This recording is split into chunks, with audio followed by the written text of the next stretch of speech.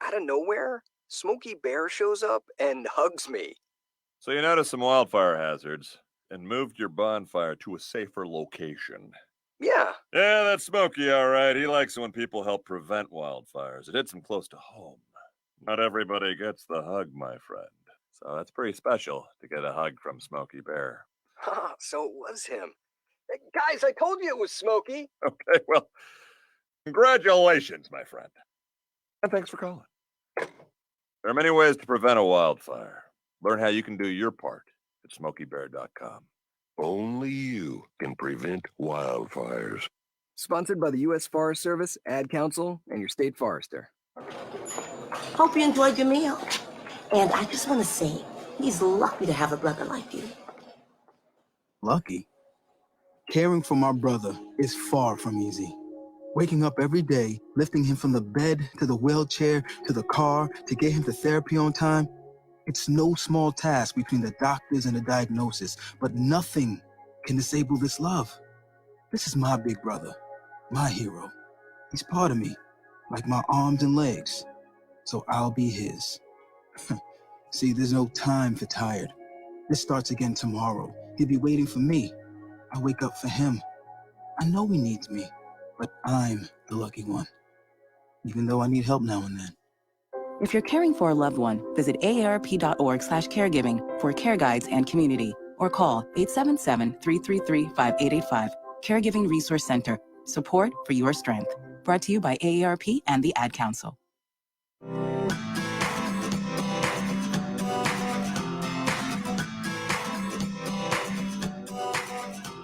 People been saying to your friend, get a different face, and posting on their feed, they're super ugly. The things they say to them online are cruel and they're not true. So tell your friend, I'll stand up for you. Don't worry, I know what to do. Oh, tell the world I see with an emoji. To stop the bullies. Know someone who's being bullied online? Send the witness emoji. It looks like an eye in a speech bubble, and it's in the symbol section near the clocks in your phone. You'll let the world know it isn't cool, and you'll let your friend know you care. Learn more about the witness emoji at eyewitnessbullying.org. Brought to you by the Ad Council. It may be hard to believe, but people just like you are already saving money. Feedthepig.org makes it easy. Their simple savings plan teaches you how to start saving without going overboard. So you don't need to mooch off your friends. You gonna finish that grape? You mean the one in my mouth? You don't need to stop buying the necessities. What you're smelling is a natural musk. Ew. You don't need to be a medical test subject. How do you feel? Mostly okay. Sometimes, though. You don't need to get a second job as a stuntman. We need a new stuntman. Let's break for lunch. You just need an internet connection. Don't get left behind. Start your personal savings plan with the tips and tools on feedthepig.org. That way, you don't need to sell your soul to the devil. $15 is the best I can do.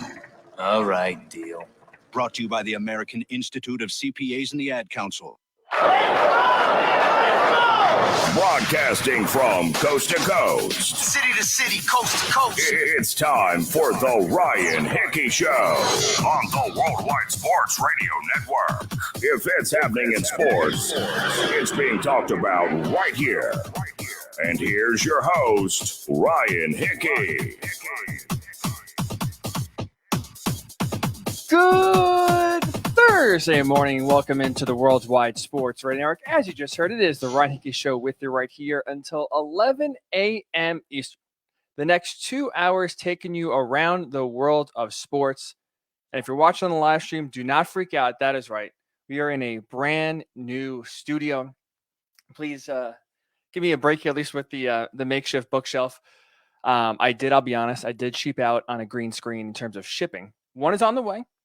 I could have got express shipping, decided not to do it. Hopefully, was kind of hoping Amazon maybe would be on their game and get it a day or two early. Fortunately, not the case. So that is why the bookshelf is here, at least for today's show. Hopefully by Monday's show, we'll even have a nicer background for you, a little bit nicer setup. But hopefully you enjoy the new setup, the new studio here.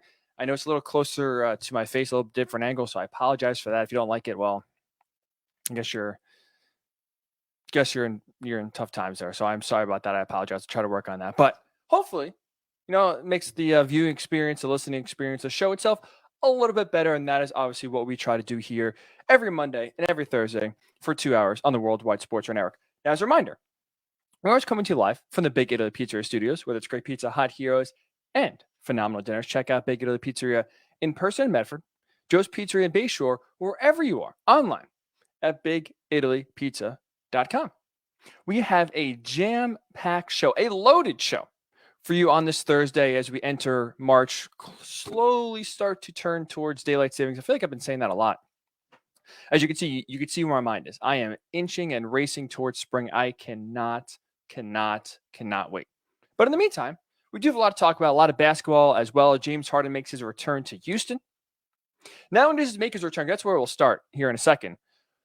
His play is speaking for itself. And honestly, as you sit here, unofficially at the halfway point of the season, as the All-Star break is this weekend, a little bit under games-wise at half the season, but we're essentially there, the unofficial halfway part of the NBA regular season. James Harden deserves to be in the MVP consideration. I'll explain why that answer to me is yes.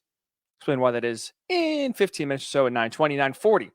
Because we're about halfway through the NBA season, maybe it's a good time to start talking about things we expected or didn't expect. Some surprises, some disappointments. One team in the East, one team in the West that's been a surprise. One team in the East, one team in the West that's been a disappointment so far. Again, unofficially halfway through the NBA season. We'll do that at 9:40, excuse me. We'll get into the NFL here and really NFL heavy in the second hour. 10 a.m. Eastern. J.J. Watt signed with Arizona. That news breaks, of course, like it always does right after the show ends. Does this signing make the Cardinals a playoff contender? We'll discuss. And also, look, I understand I am not trying to add to the tired conversation that is Deshaun Watson and Russell Wilson right now. Will they get traded? What teams could they get traded to? I get it. It's been talked about. It's been really, almost beating a dead horse at this point. But I want to kind of attack it from a different angle because from what I've seen on Twitter, from what I've seen on social media, fans reacting to their teams maybe getting in the rumors for Russell Wilson, for Deshaun Watson. And there's a dichotomy forming when it comes to what to give up for a franchise quarterback. And yesterday, obviously there's no NFL scouting combine this year because of the pandemic. It stinks. So, but now at least because usually GMs talk at the combine, they're still having their, combine time press conferences now. Two general managers spoke yesterday about their current franchise quarterback, and it just made me think. I'll play you the clips later on at 10 a.m. or 10:20, excuse me. Hearing them talk about their current quarterback makes me realize no price is too high for a franchise quarterback. I'll explain what that is at 10:20. And to end the show, is there some new overtime rules for the NFL coming in 2021? I'll explain what the Ravens, an interesting twist to overtime that maybe if you are not a fan of the current overtime format will like. Instead, we'll discuss that to end the show at 10:40. I don't know why I'm getting all the times mixed up. New studio, but everything else stays the same. Hopefully that's the worst of the show so far, and we'll get everything else right going forward. So we will start in Houston. Last night, we will start in the NBA because it was a homecoming. And if you're a Houston Rockets fan, maybe not the sweetest homecoming that you envisioned when the season started. Because we've all been broken up with before, right? It happens. It sucks. It stinks. It stings. Some are worse than others. But as you know, as kind of, how things kind of progress, the breakup happens, whether it's mutual, which we always know it never is, but everyone loves to say it's mutual, or whether you're on the other end where you were the one broken up with. It stinks. It's tough to deal with. And now especially, it's even tougher to deal with because in the social media age, now it's not like you just break up and the person is kind of out of your life, right? I mean, some people do that. Credit to them. Kudos to them. It is very hard to just one day date someone, next day break up, and boom, you cut them out of your life. You delete their number. You delete them off Instagram. You unfollow them on Twitter, unfriend them on Facebook. As we know, it's tough to do. So usually you end up following. You see their pictures. You see what they're up to. And if they're having fun, if they're enjoying their breakup maybe better than you are, it hurts. It stings. And then what? Maybe they meet someone else. They show you how much they love being with someone else, how happy they are, how great life is. And here you are sitting there, still scorned, still hurt. It's tough to deal with. It is very tough to deal with. And unfortunately, in those circumstances, the one thing that helps heal all wounds is time, right? You need time. Maybe, obviously, for some it takes longer than others. Maybe you need a week, a month, maybe even a year. But if you were to run into the ex-girlfriend or the ex-boyfriend and to catch up recently, a few months later where it's still, the wounds are still there, and you see on social media they were having a blast, having fun, loving their new partner, it would be tough to stomach, right? You really couldn't feel happy for them. You couldn't be elated that, you know what, I'm so glad you're doing well. I'm so glad that things seem to be going well in your world. And that to me is at least what I can equate to the Houston Rockets fans and how they felt last night with James Harden returning as a member of the Brooklyn Nets. Because especially obviously being in a pandemic time, obviously you're not going to get a sold out arena. I think there was about 3,000 fans there in Houston last night. But I'll be honest, the reaction that James Harden got last night in his first game back in Houston since forcing his way out was actually a lot nicer than I expected. Now again, very limited capacity. It's tough to really get a visceral reaction, really kind of let your emotions fly when it's just that limited amount of people. But they're justified. They are absolutely justified in every single way if they want to be upset, if they still feel hurt, if they still feel damaged by the way James Harden treated their franchise really this past offseason and leading into the season. So I was surprised to see, frankly, the Houston Rockets organization make a tribute video for James Harden and said, after that said tribute video, as I should say, him to get, for the most part, an ovation. Now, again, there was some boos there, and he did get booed throughout the game, so it's not like, it was a love fest coming back to Houston for the first time. But it was a lot more cordial, to be honest, than I expected. So I wanted to kind of start this and ask you your thoughts, because we've all kind of been there, especially in sports, especially now if you're an NBA fan, with the player movement. You've been on both the receiving end of a star player coming to your team and the joy and the elation you get when your team becomes a contender. If you're the Nets, for example, just 2 years ago, you build something, boom, here's Kevin Durant, here's Kyrie Irving. Now James Harden wants to play for your team. It's an awesome, awesome, awesome feeling. But if you're on the other side of that, if you are a Houston Rockets fan, if you are a Pelicans fan, when Anthony Davis forced his way out and made it very public, even if you're a Timberwolves fan, Jimmy Butler made it ugly in Minnesota. How would you react to that first game back?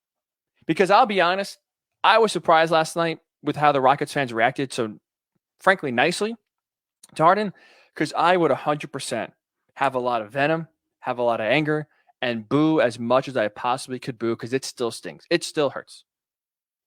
Because let's also not forget what this situation is, right? Because Houston especially should know disgruntled players. Let's just go right to Deshaun Watson, right? I could be wrong. I don't have the pulse of the people in Houston. I am not a Houstonian. I'm not a Texans fan. But I am hard-pressed to find many Texans fans blaming Deshaun Watson for what is going on. He has given his soul. He has tried everything possible to make the Texans a winner.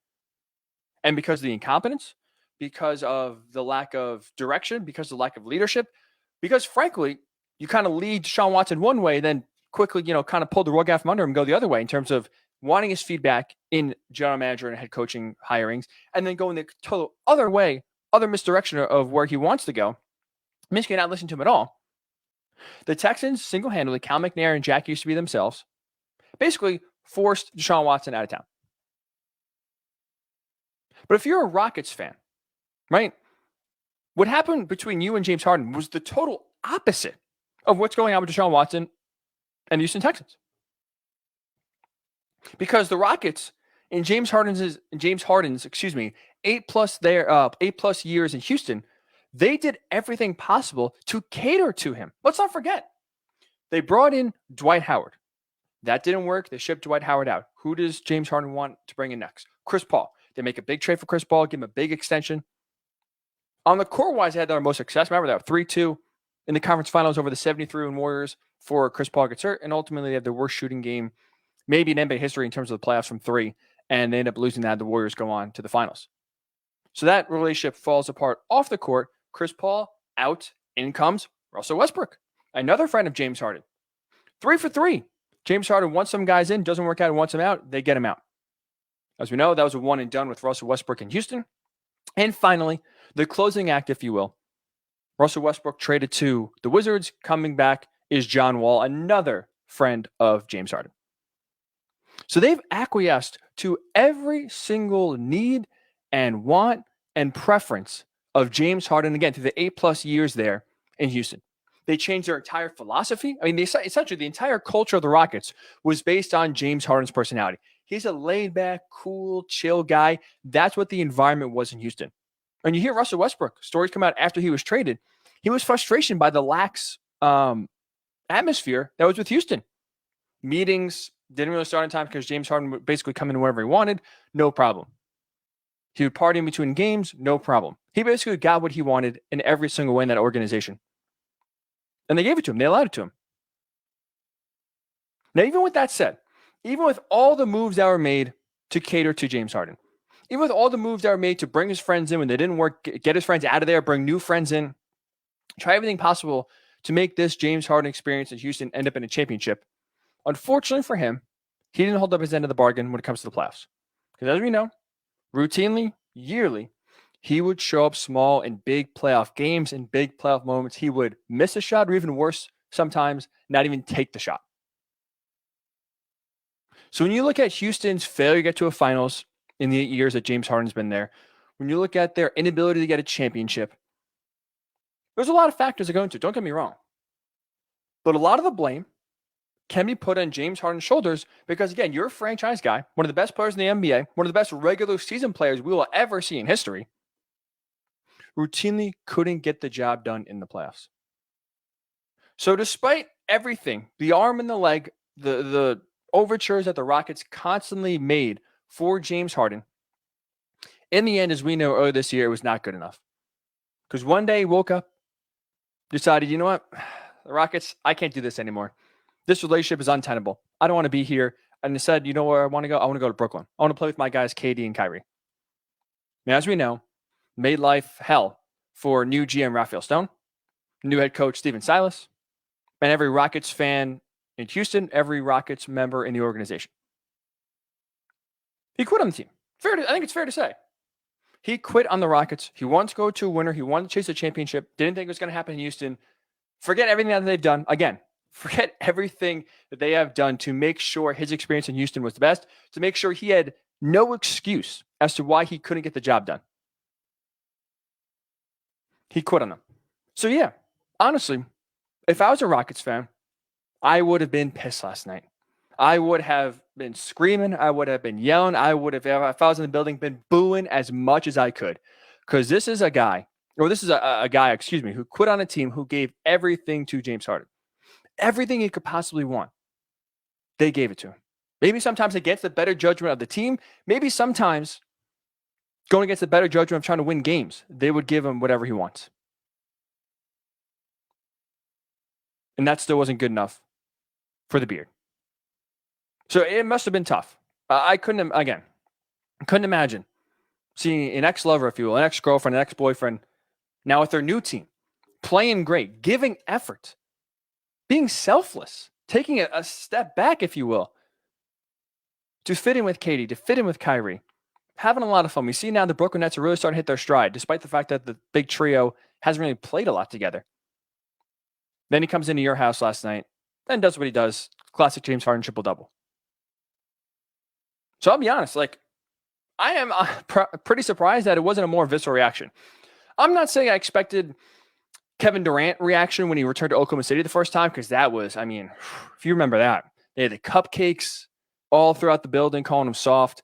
I think if fans were allowed to go on the court and fight KD, I think they would have. I think the entire stadium would have rushed on the court to try to fight Kevin Durant. That's how upset and hurt Oklahoma City felt, despite the fact they didn't force a trade out. He didn't just get up and quit on the Thunder one day. He left in free agency. You want to say that quitting, it's another discussion, but at least he didn't make it ugly. The way James Harden was partying during the preseason, showed up out of shape, essentially, loafed on the court, didn't try, looked for every excuse to get out, was throwing basketballs at teammates. It got pretty ugly in Houston. So I am honestly a little surprised that the reaction that he got last night wasn't more visceral, wasn't more directed towards hatred than it was of praise. And again, James Harden, I'll say this, deserves praise. for what he did in Houston in those 8 years have been incredible. He's one of the best players in franchise history. He deserves his number retired. He deserves a standing ovation. He deserves a tribute video. He deserves to be welcomed back and embraced by every Rockets fan, but not right now. Not this year. Probably not even next year. It's going to take time. Like I said, time heals all wounds. So I did find it a little interesting that Tillman Fertitta, the owner of the Rockets, already made it an announcement that they were going to retire James Harden's number 13 at some point. They made the tribute video, and he got 50-50, maybe even a little more cheering than booing. That wouldn't have been me. So I'm curious your thoughts. If you've been a fan of a team in really any sports, now we're starting to see more in baseball, players forcing their way out, football, players forcing their way out if they don't like the situation. If you've been on the other side of a player movement, of an exit that got ugly, franchise guy wants out, doesn't want to be with your team anymore, makes it known, how are you responding to him the first time he comes back to the city? Are you showing him love for everything he's given to the city? Those 8 great years, those 2 conference finals that the Rockets made, the MVP performance that he had. He's given the Rockets a lot. Don't get me wrong. But at the same time, I think the sting is still there from the exit.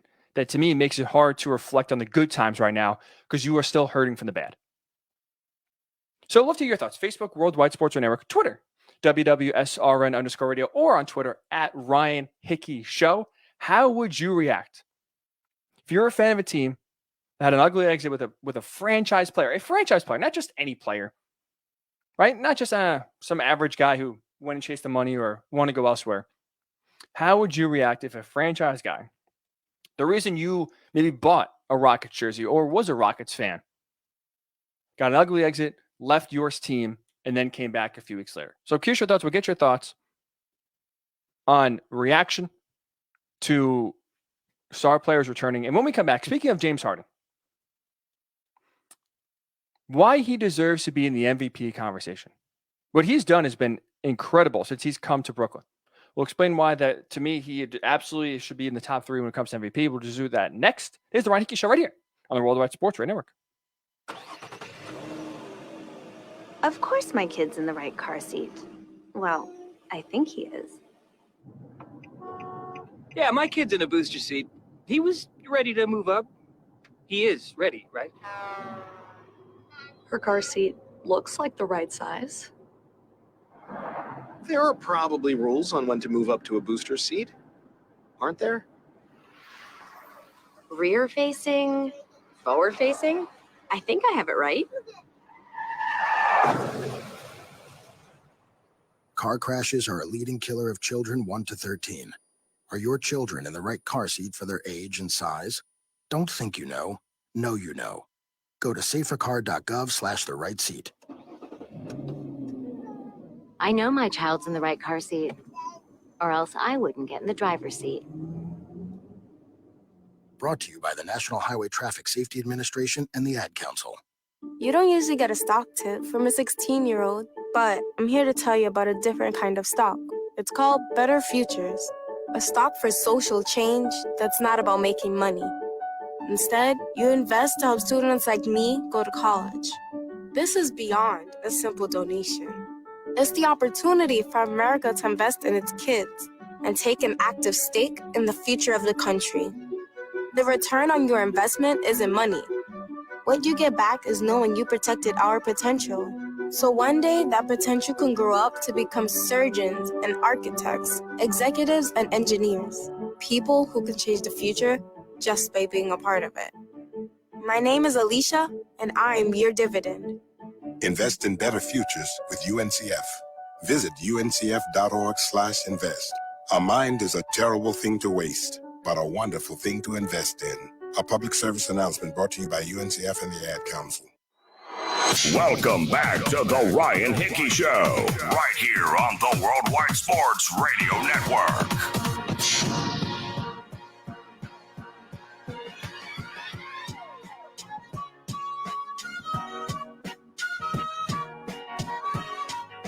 And welcome on back into the Ryan Hickey Show with you right here on the Worldwide Sports Radio Network. new studio. Hoping you're liking it. Hopefully you're liking the new design, the new layout, the new look. We will have a green screen, hopefully make the background even more pleasant, even more presentable, maybe even more professional. We'll see. Hopefully we'll get that ready to go for Monday's show. But in the meantime, just a bookcase filled with books I've never read. Not going to try to be pretend to be a scholar. But, you see a lot of people behind bookshelves that look smart. Adam Schefter, as we know, the stoic look behind the bookshelf. So I figured maybe I'll try to fool some people. Fake it till you make it. Have a bookshelf filled with a ton of books that your boy hasn't read. Has not read. So welcome back in. We were talking about James Harden and his return to Houston. Got a warmer ovation, I should say, than I figured that I would have given him if I was a Rockets fan. Might be very, very upset. It's like, again, use the analogy before. If you're on the wrong side of a breakup, let's say, and you still follow your girlfriend or the ex-girlfriend or the ex-boyfriend on social media, you see they're with someone new, having a blast, loving life, feeling good, telling you how much they're loving life, and then you run into them maybe for lunch or you run into them on the street and you're talking, you're catching up. It's tough to try to at least fake your happiness. Oh, I'm so happy you met someone new. I'm doing great myself. This is just me personally. Maybe I'm too emotional, but I feel like it's tough to fake that. It still would hurt. It still would, be kind of tough to come around. As we know, time heals all wounds. If I was a Rockets fan, I'd probably need more time before I want to hear that James Harden's number is getting retired, before I want to see a tribute video, before I want to give him a standing ovation in his return to Houston, because the exit was so, so, so ugly. So if you have any thoughts on how you react if a star player left your team, Facebook, Worldwide Sports Radio Network, Twitter, WWSRN_radio, at Ryan Hickey Show, also on Twitter. But speaking of James Harden, I want to continue the conversation about him. Because for all the negative that happened in Houston to start the year, and even in the preseason leading up to the season, when he's a no-show, when he's making known he doesn't want to be there, when he's partying, etc. Since coming over from Houston and going to Brooklyn, not only have the Nets been better than I expected, and if you heard the show or listened to the show at all, you will know what side of the fence I'm on when it comes to believing in the Nets or not. When this trade even was being rumored to go down, I said, no way, can't do it. James Harden, a team player? Kyrie Irving, a team player? Good joke.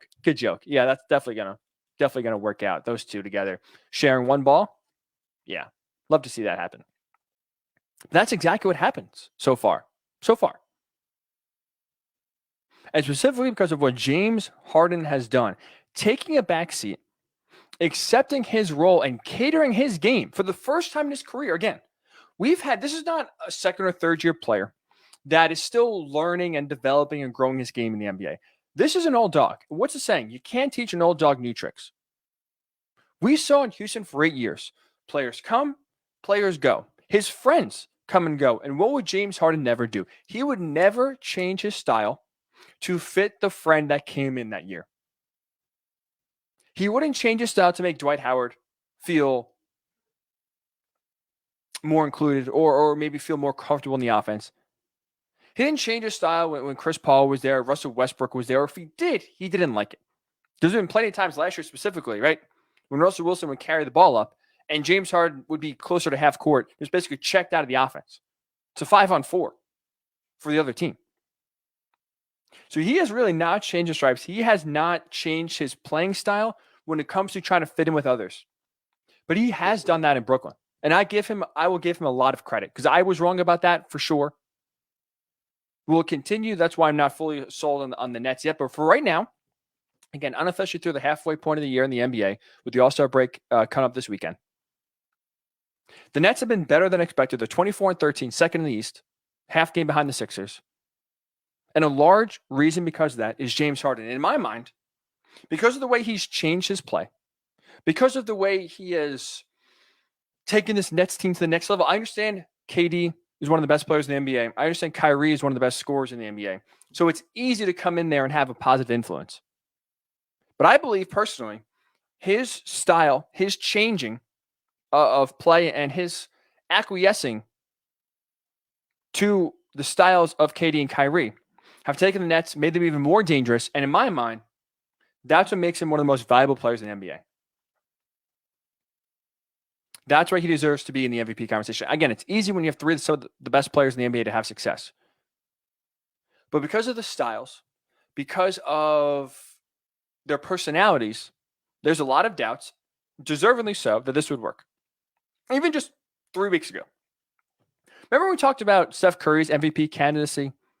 Wasn't getting a lot of respect, wasn't getting a lot of love, despite the fact that his numbers were very, very similar to when he won unanimously back in 2015, 2016. Points per game, threes, shooting percentage. But because the Warriors' record this year wasn't the 73 in Warriors pace that was when he won the unanimous MVP 5 years ago, he was 7th on the list. Well, that same ESPN straw poll 3 weeks ago gave 15 names of the 100 voters. So there's 100 voters, straw poll, MVP. Who do you got? Kevin Durant was on there. Out of 15 names, you know who was not on there? James Harden. And now, less than a month later, I think it's time to change that conversation. It's time to put his name in there with Joel Embiid, in there with Nikola Jokic, and really start having him be a top 3 when it comes to MVP conversation heading into the second half of the year. Because since coming over from Houston, specifically just when he's been with the Nets, this is what he has done. He scored 25.4 points per game.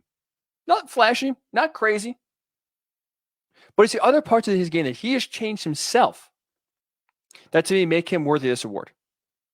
Assists per game. He's averaging 11.4 assists per game. Not only leads the tops in the NBA, career high for James Harden. 8.7 rebounds per game since coming over from Houston to go to the Nets. Also a career high. Now, this is where, to me, it's also impressive, and I give James Harden a lot of doubt coming in, and I give him a lot of credit now for changing the way I feel about it. His efficiency has gone through the roof. He's shooting 42.2% from 3, a career high. 49.7% from the field, a career high. So he has not only changed his style, he has done 2 things I thought there was no shot in hell he'd be doing. Because again, what did we say before?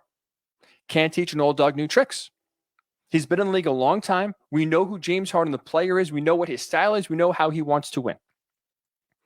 2 of the things that you can say that's never been said about James Harden and his playing style is that he's selfless and that he's efficient.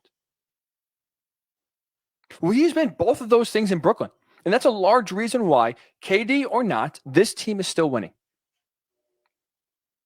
Because again, we just listed all the different friends and players that have come to Houston to try to make a dynamic duo with James Harden.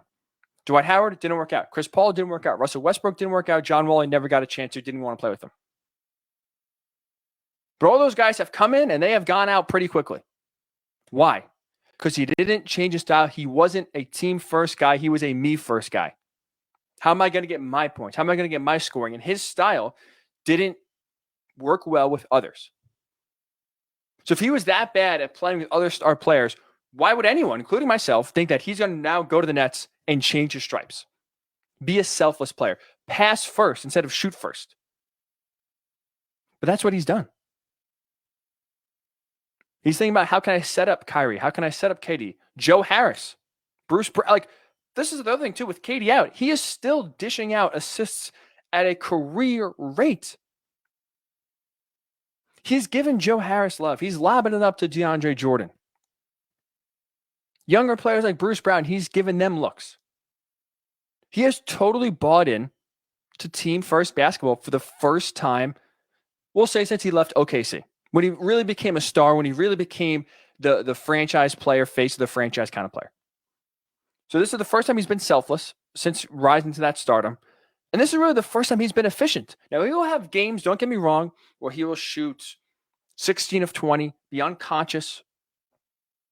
But as we know, a lot of James Harden's scoring comes on volume and free throw shooting. He'll get you 40 points, but sometimes it'll come on 25, 27 shots. He's not shy to chuck it up. He will always be, before coming to Brooklyn, the guy taking the most shots on the team on a per-game basis. But he's not doing that in Brooklyn. If anything, of the big 3, the 7 games they play together, James Harden is averaging by far the least amount of shots of those 3 and the least amount of shots he's taken in his career. But not only is he taking less shots, he's making more. He's improved his efficiency. And that's, again, being selfless and being efficient is two things I never envisioned happening with James Harden at this point in his career, going to a new team, trying to play with KD, trying to play with Kyrie, more importantly, Kyrie, because I think there's more questions there. But he's done it. And that's why I want to give him a lot of credit. And that's why, at least to me, I think he deserves to be in the MVP conversation. I'm not even saying he should win it right now. If the season ended today, he'd probably be third. I would probably give it to Joel Embiid 1 and Nikola Jokic 2. But he's having a similar impact like those two are having. Because, well, yes, again, there's more star power in the Nets. I understand that. I'm not trying to compare the roster of the Nets, saying it's equal or equivalent to the Sixers or equivalent to the Nuggets. But it almost makes it more impressive in my mind when you go to a new team, when you have so many options, when you have so many mouths to feed, and you're able to improve your efficiency. You're not getting down when you're only getting, let's say, 10 shots a game when you're used to 17 or 18. And you're putting your teammates in spots to shoot and score, even if they're not star players to the caliber of Durant and Irving. So since James Harden has come over from Houston, the Nets are 17-6. Now, in that time, the big three haven't played a lot together. Like I just said, they've only played 7 games together. KD has missed 14 games in that span. Kyrie has missed 5 for different, reasons here and there. They're still winning. They're still winning, despite that KD has been out. They've won 10 out of 11. KD's played 1 game. The Warriors game. And let's look at, maybe this is unfair, but let's call it for what it is. Let's look at the Lakers, right? Because, Kevin Durant, one of the best players in the NBA. Anthony Davis, one of the best players in the NBA. Well, the Nets are rolling. They're hitting their stride. We look at the Lakers. They're 7-7 without AD, 7-6 when LeBron's on the line because he didn't play last night. So that's a team, one of the best teams in the NBA. I think, at least coming into the year, the team that we all thought by far the favorite to go to the finals, to win the finals. I think some people, including myself, still feel that way. Not too concerned about the AD injury. As long as he's back to the playoffs, I think the Lakers will be right there. I think they will win a second title in a row. But even they are struggling, even with having LeBron James, one of the best players in the NBA, on their team. That's how much of an impact Anthony Davis has had, or his absence has had, because the Lakers are scuffling right now. But even with KD out of the lineup, the Nets are still winning games, and they're beating great teams. The Clippers, the Lakers, the Suns on their road trip. And they're doing so in large part because of James Harden's play, his pass first, his selflessness, his efficiency. He has changed his game completely from what we've known, what we've seen, what we've enjoyed from his time in Houston. And that, to me at least, I want to give him a lot of credit. You know what? I feel like we don't do that enough. I feel like we don't give players enough credit for sometimes taking a backseat, for putting the team first. And I understand maybe that's an obvious statement when you try to win a title, and maybe easier to do when you have such great players on your team. But at the same time, we don't always see that. We don't always see that. So yeah, I feel like, part of the award now, again, maybe that, to me at least, that is what increases his value when it comes to this award. Because of his ability to put the team first, because of his ability to make the team better by taking a step back, that's what he's been doing. That's why, to me at least, I think he deserves to be an MVP candidate for sure. If this continues, I think he has a legitimate argument, a legitimate case to win the award. So this is going to be a very fun second half of the year. I give his arrival a lot of credit so far for what he has done since coming to Brooklyn. And I would love to see it continue. So I'd love to hear your thoughts. In your mind, does James Harden deserve to be in the MVP conversation? Does his name deserve to be with the likes of Joel Embiid, who's having a hell of a year in Philly? Nikola Jokic, the Joker, who's making history. So all the triple-doubles that he's collecting right now in Denver. I think yes. I'm curious your thoughts. Facebook, Worldwide Sports Radio Network. You can comment right there in the live stream. Twitter, WWSRN_radio on Twitter. At Ryan Hickey Show if you want to tweet me directly. Or if you go to either of those Twitter accounts, you could see the Periscope live stream of the show. Click on that. You can comment right there on Periscope as well. We'll get your thoughts. Read them on the air. Does James Harden deserve MVP consideration? We'll get your thoughts. And when we come back, we'll stick with the NBA. Because again, All-Star Weekend is this weekend. About give or take halfway through the year. Let's just call it halfway. Come on. Do we really want to get exact here with 72 games divided by 2? I don't even know what that is off the top of my head. I probably should. 36. 36. We're just about there.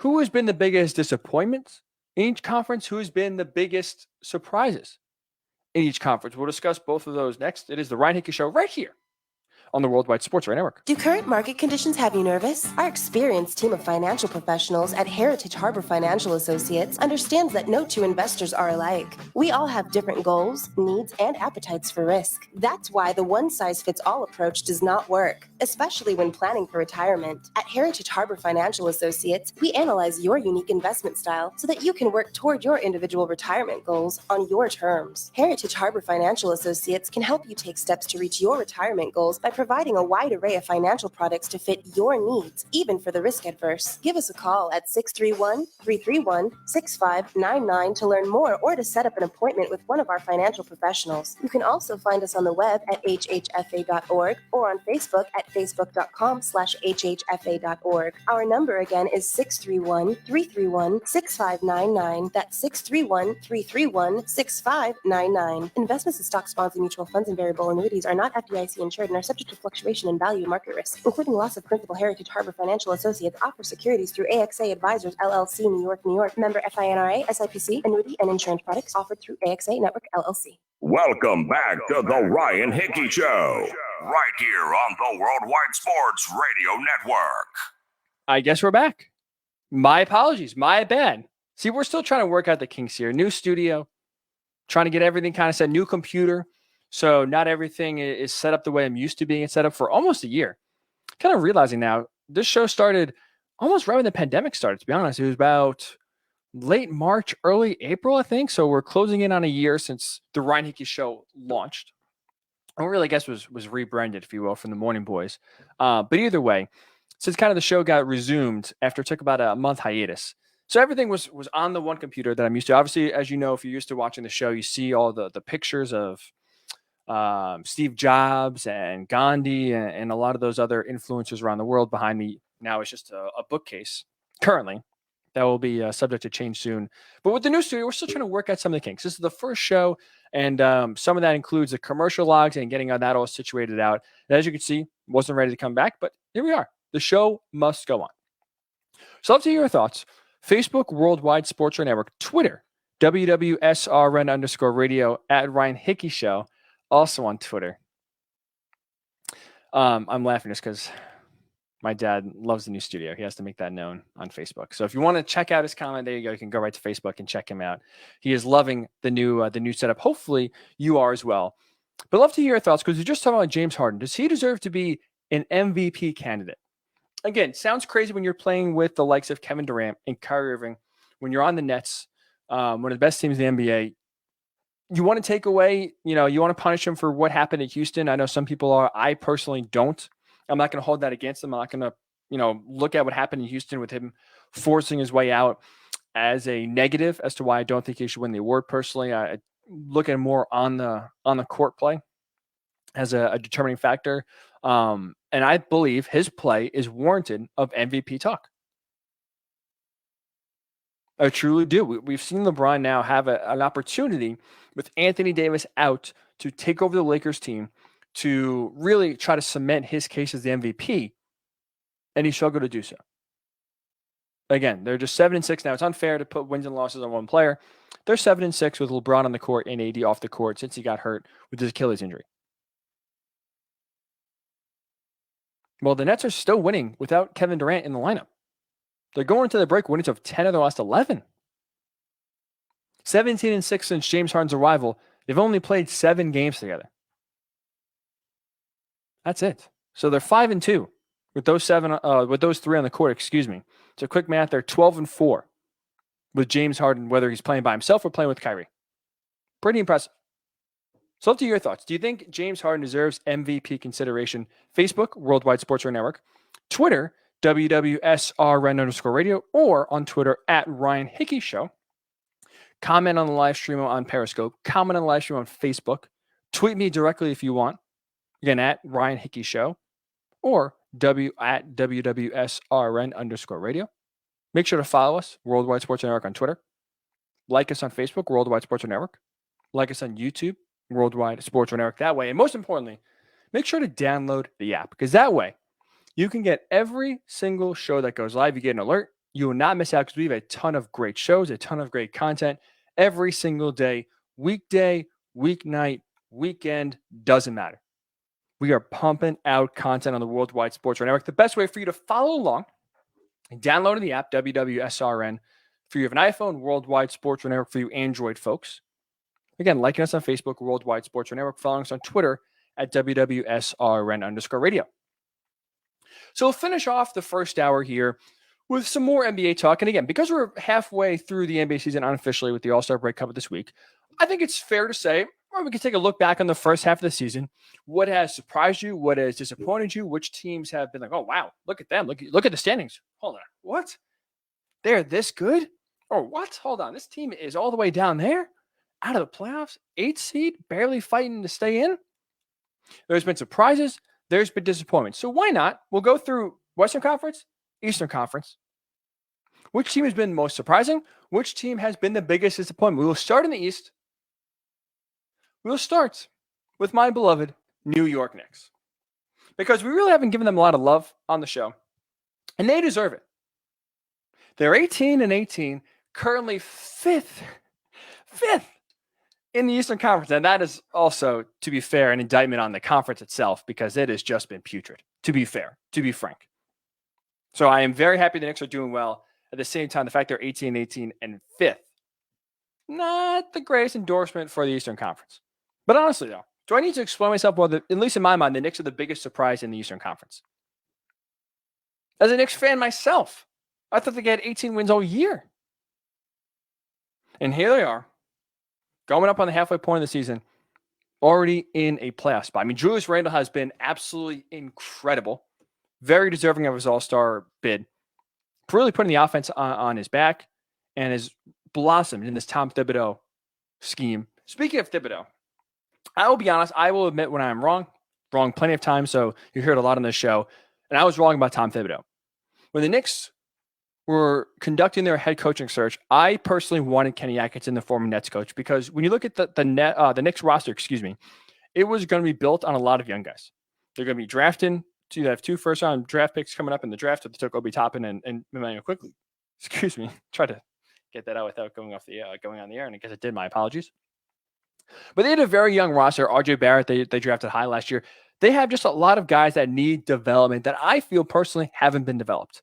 And we look at what Kenny Atkinson built in Brooklyn, where he built that team from the ground up, built it on culture, developed the young players to the point where the Nets made the playoffs without a star. And the Nets were so attractive that KD said, you know what, I'm leaving the Warriors to go to Brooklyn.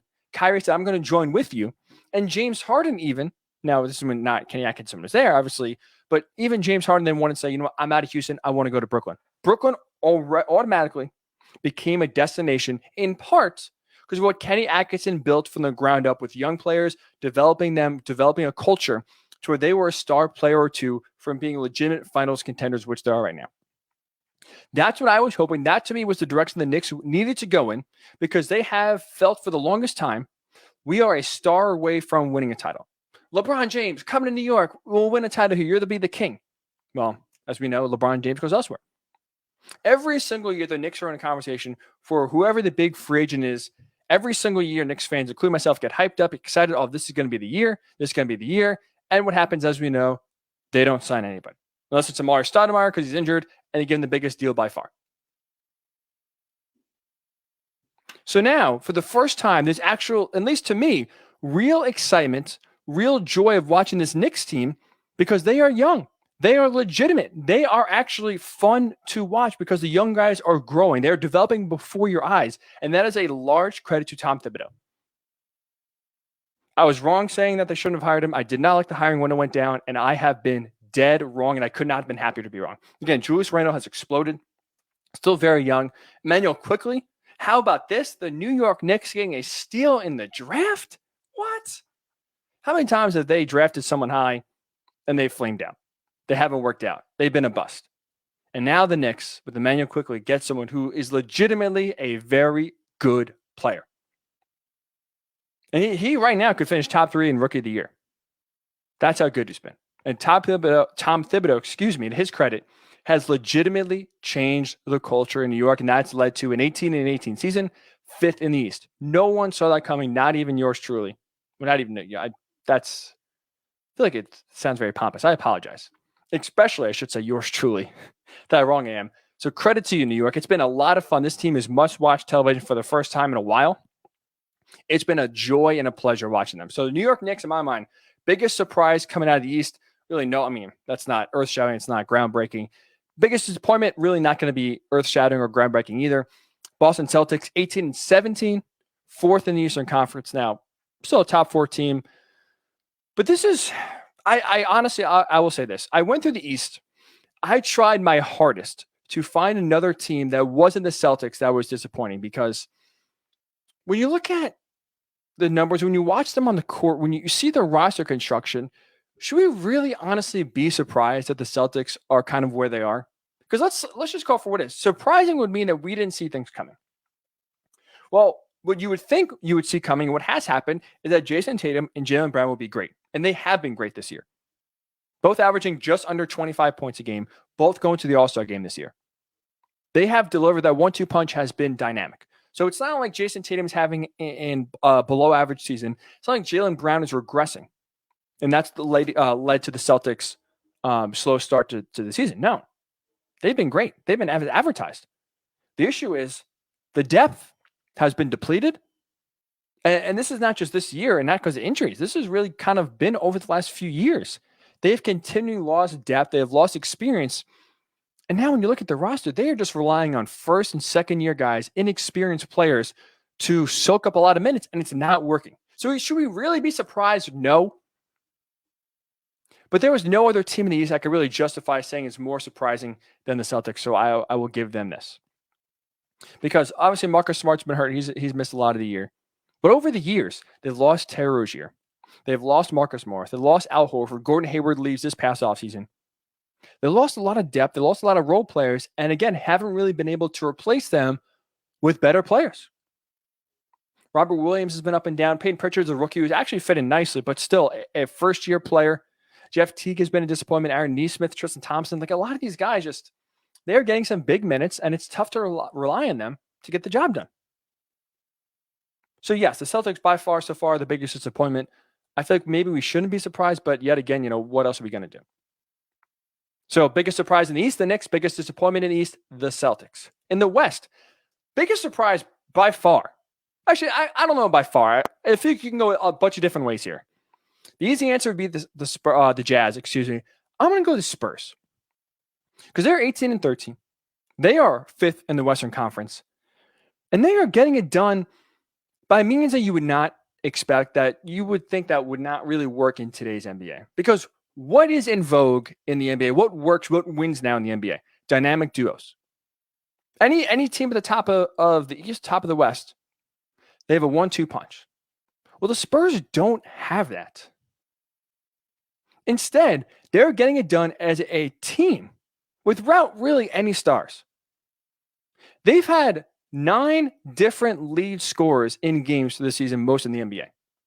They have a top 10 defense in San Antonio that's won them a lot of games. And even still, they have done this with a COVID pause in the middle, and they've still beaten good teams like the Clippers, the Lakers, the Blazers, the Celtics, the Nuggets. They've done it all. So credit to them, San Antonio. I did not see them coming at all. They missed the playoffs last year. If you remember going back to the bubble, they were awful in the restart. I thought they were going to get worse this year. They've gotten better.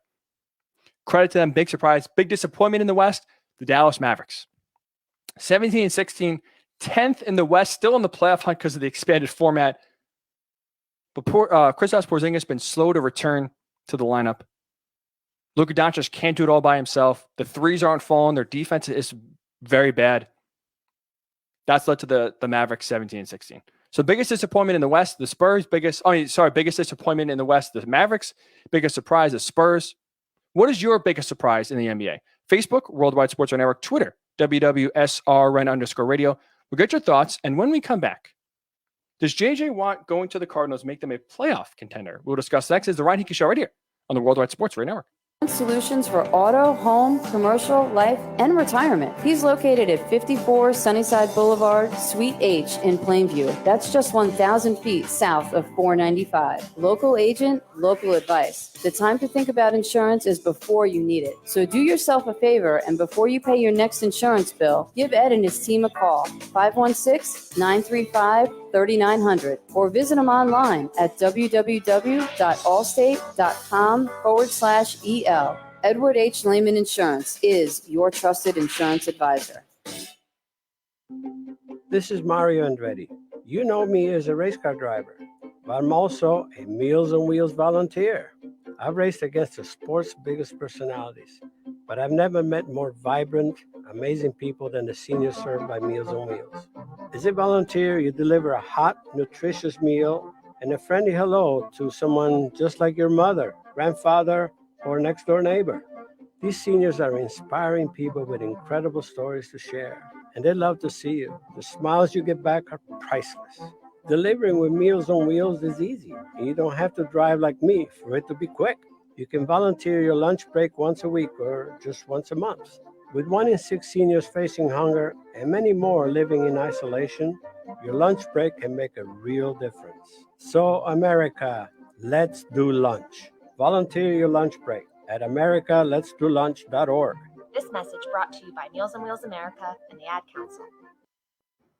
Okay, Simon, what are you wearing right now? Nothing. That's right. And what do people normally wear? Clothes. Exactly. So now Mommy's going to teach you how to dress yourself. Clothes keep us warm, they look good, and if we go out without them, the neighbors will talk. So it's important to know how to get dressed. Here's how it's done. Underwear always comes first, name tag at the back, then pants, then shirt. Get the first button in the right hole, or you have to start all over. If you're wearing a tie, it goes over, round, round, through, and pull tight. Tuck your shirt into your pants and zip up your flap. Socks going first, then shoes right on right, left on left. With shoelaces, just take the ends, cross them over, switch the loops. The rabbit goes down the hole, pull tight, and you're left with bunny ears. I love bunnies. Good to know. Now remember, spots don't go with stripes, socks don't go with sandals, and if you've tucked in your shirt, wear a belt. Got it? Why are your pants on your head? Most parenting is hard to do in just 2 minutes. But spending just 2 minutes twice a day making sure they brush their teeth is easier and could help save them from a lifetime of tooth pain. For fun 2-minute videos to watch while brushing, visit 2min2x.org. That's 2min2x.org. A message from the Partnership for Healthy Mouths, Healthy Lives, and the Ad Council. So you see, son, good manners are very, very important. Someday, many years from now, when you're a grown-up, you'll be a man. And when you are, you should be a gentleman. Do you want me to go through it one more time? Yes. Yes, please. Yes, please. Exactly. Always say please, thank you, you're welcome, and excuse me. Sit up straight, hold doors open for ladies. If a door's shut, then knock first. Don't burp, don't swear, don't speak with your mouth full, don't reach across people's plates, keep your elbows off the table. What table? And don't interrupt. While we're at it, don't stare, don't use foul language, don't call people names, but do remember people's names. Always share your toys, play nice, and cover your mouth when you cough or sneeze. On the bus, give up your seat to anyone who has trouble standing bottom line. Treat others the way you'd like to be treated. Got it? Got it. And stop picking your nose. Most parenting is hard to do in just 2 minutes. But spending just 2 minutes twice a day making sure they brush their teeth is easier and could help save them from a lifetime of tooth pain. For fun 2-minute videos to watch while brushing, visit 2min2x.org. That's 2min2x.org. A message from the Partnership for Healthy Mouths, Healthy Lives, and the Ad Council. Hey, there he is. How's it going? I'm having a stroke. Are you going to shake my hand or what? I'm having a stroke. Wow, you're not even moving your arm. I'm having a stroke. Are you okay? I'm having a stroke. Your face looks weird too. I'm having a stroke. Are you having a seizure or something? I'm having a stroke. When someone is having a stroke, they may not be able to say it with words, but their body language will tell you loud and clear.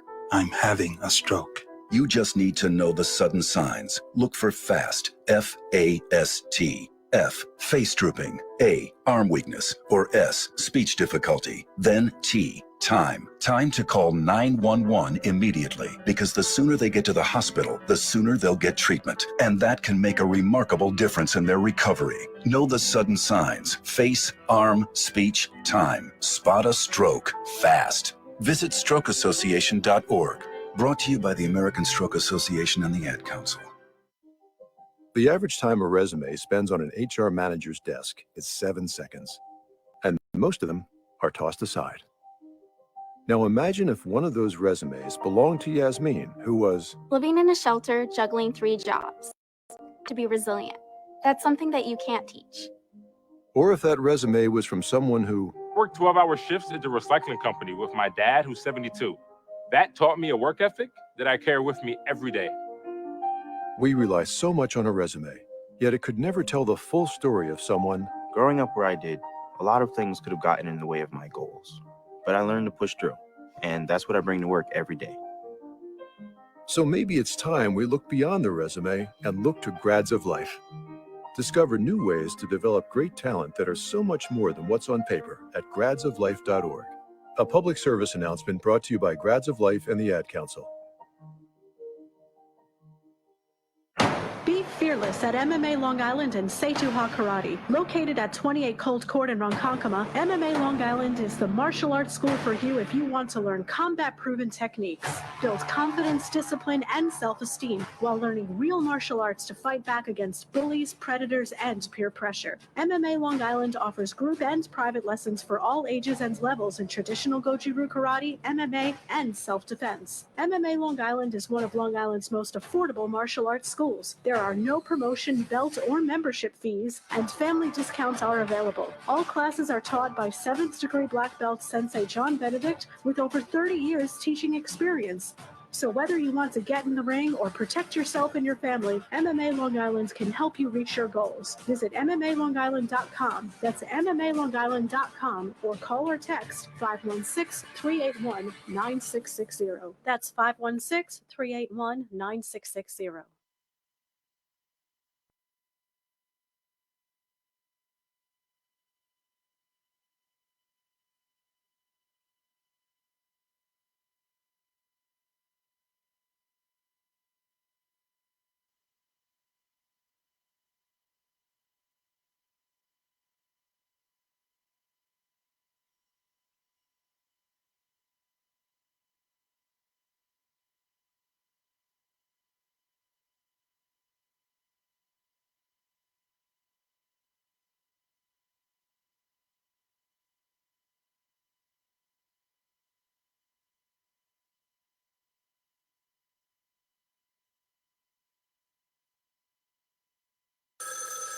Ranger Station, Ranger speaking. Hi, I'd like to report a bear hug. Uh-huh, okay. Well, we were building a bonfire, and I saw some, dry brush and leaves around, so, I said to move the bonfire somewhere else, and out of nowhere, Smokey Bear shows up and hugs me. So you noticed some wildfire hazards and moved your bonfire to a safer location.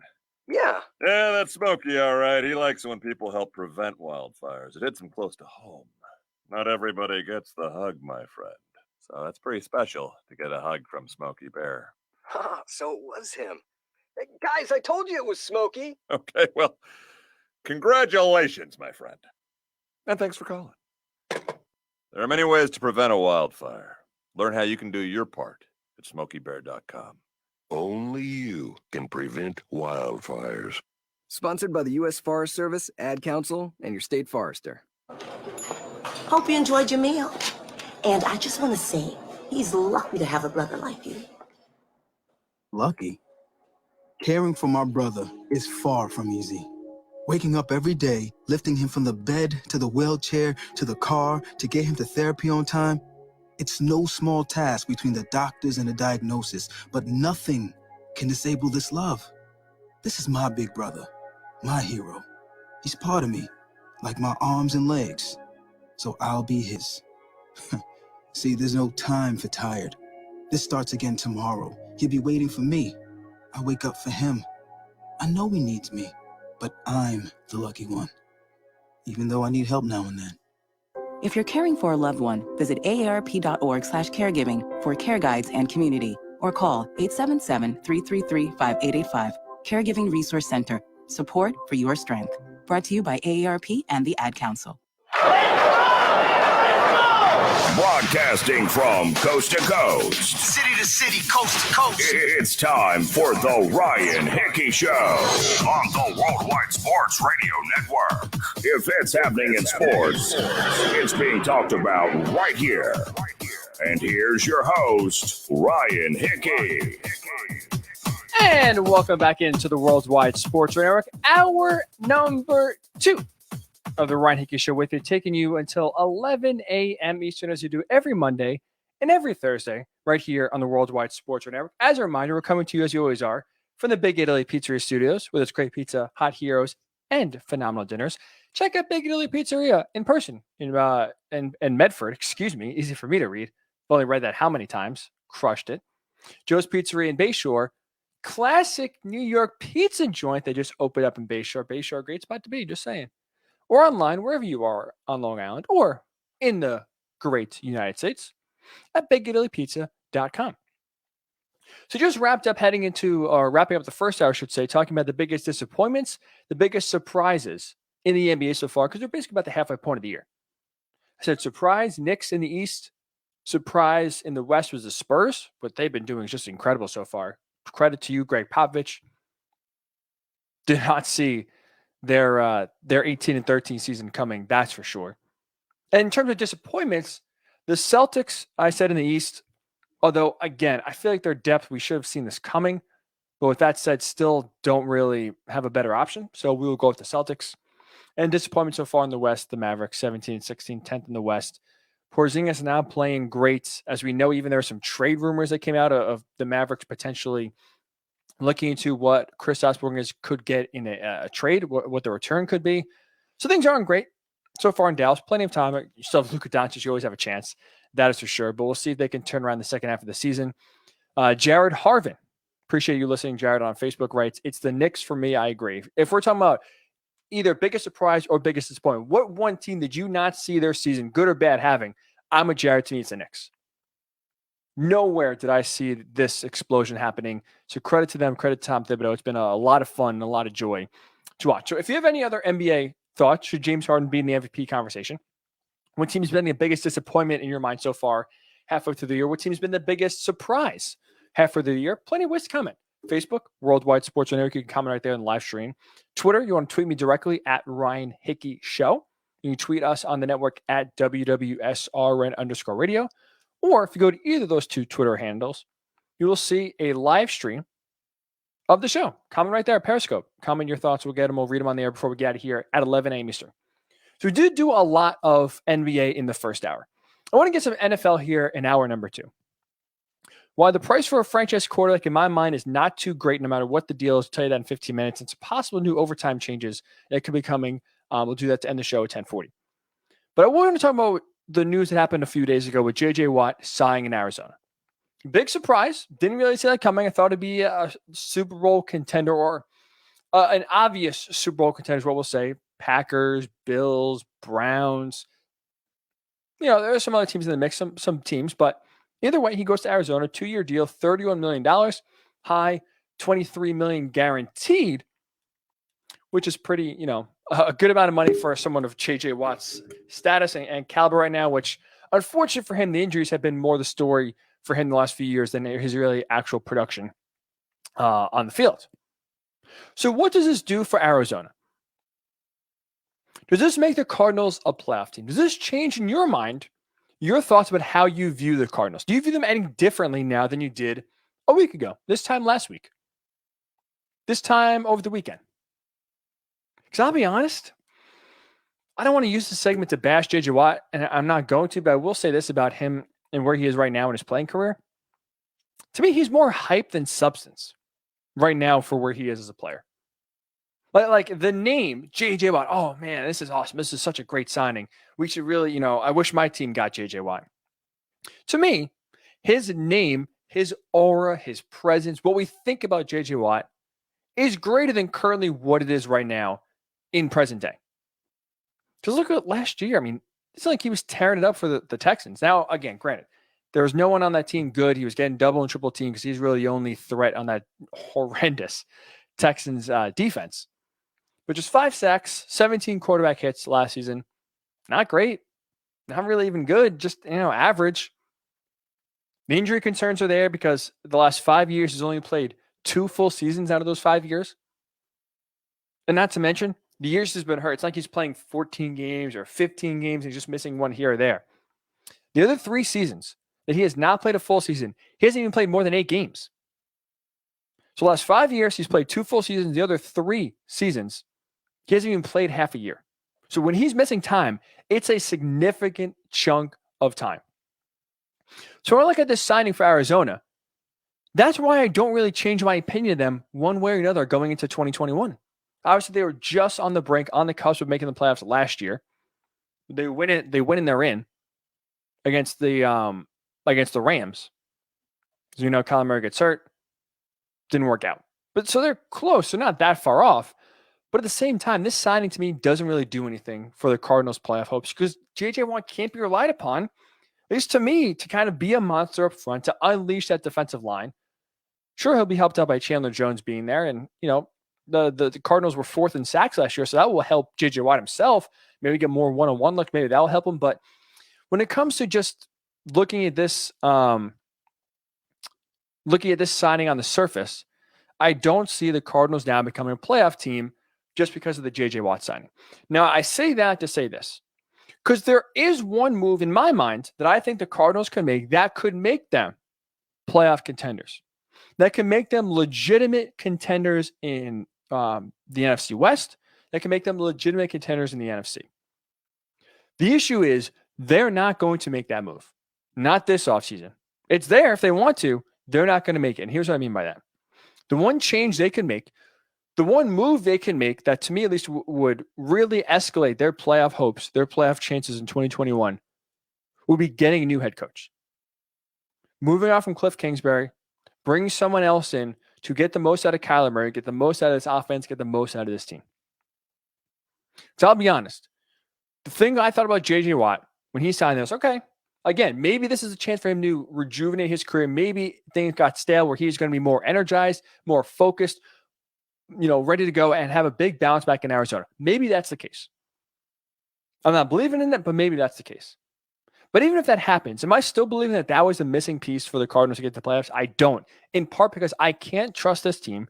I can't buy into this team. Even though I love Kyler Murray, I can't buy in. I can't trust when Cliff Kingsbury is still calling the shots, when he is still the head coach of this team, when he is still the one in charge of making decisions.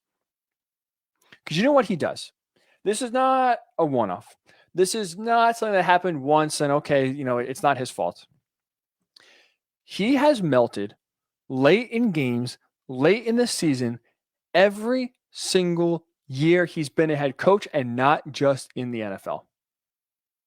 Let's look. Okay, we're going to go through a quick exercise here. We'll go through, since 2013, he was hired at Texas Tech to be their head coach. Every year from 2013 to 2020, Cliff Kingsbury has been a head coach either at Texas Tech or with the Cardinals. Let's look at the end of season finishes for those teams with Cliff Kingsbury as head coach. The Cardinals in 2020 were 6-3. If you remember, don't forget, this is a team they got their 6th win on a Hail Murray. Remember that incredible Hail Mary completion from Kyler Murray to DeAndre Hopkins with like 1 second left to beat the Bills. That win propelled them to 6-3. That offense for Arizona at that point, 9 games in, was number 1 in the league. What happened? They go from 6-3, they finished 2-5. That offense that was number 1 through 9 games averages 20.5 points per game the final 7 games of the year. They finished 8-8. They missed the playoffs, Even in an expanded year, they missed the playoffs. So, okay. 6-3, 2-5 finish. Maybe this is a one-off. Maybe this is something you know what? We'll move past. The Cardinals will bounce back from Cliff Kingsbury. We'll learn from, and they'll be better in 2021. Well, let's go to 2019. How did they finish the final 9 games of the year? 2-7. Let's go to college. 2018, Cliff Kingsbury, Texas Tech, Red Raiders. They're shooting. They're playing great. They're 5-2. Hot start. You know what their final record was? 5-7. That's right. They finished the year 0-5. 2017, 4-1 start. Okay, things are cooking. We're looking good. Well, they finished 2-6. 2016, they start 3-1. Again, another promising start. They also finished, just like 2017, they also finished the year 2-6 the last 8 games. 2015, all right, they're 5-2. No way that they are going to be they're going to let this 5-2 start fool them again. They finished 2-4, the final 6 games of the year. They finished 2-8 in 2014, the final 10 games of the year. They start 2013, Cliff Kingsbury's first year as a head coach. First year ever as a head coach when he's at Texas Tech in 2013. The Red Raiders are 7-0. 7-0. Okay. We got someone here. Mike Leach, who? Red Raiders, baby. We are firing on all cylinders. We are looking good. We are pushing Oklahoma around. We're pushing Texas around. Here come the Red Raiders. So they fall or finish 1-5 on the year, the final 6 games. They go from 7-0 to 8-5.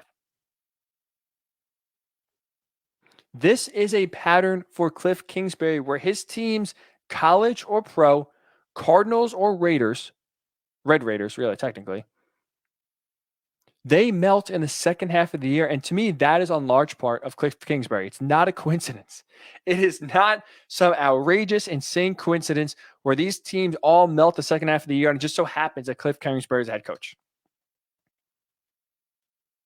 These are habits that he has that aren't getting fixed that are leading to these slow finishes. He doesn't seem to adjust well. He seems to maybe have a good game plan to get things going. When teams adjust, he cannot counter adjust. Teams figure him out and he can't get a new blueprint, a new wrinkle in there to keep teams on their toes.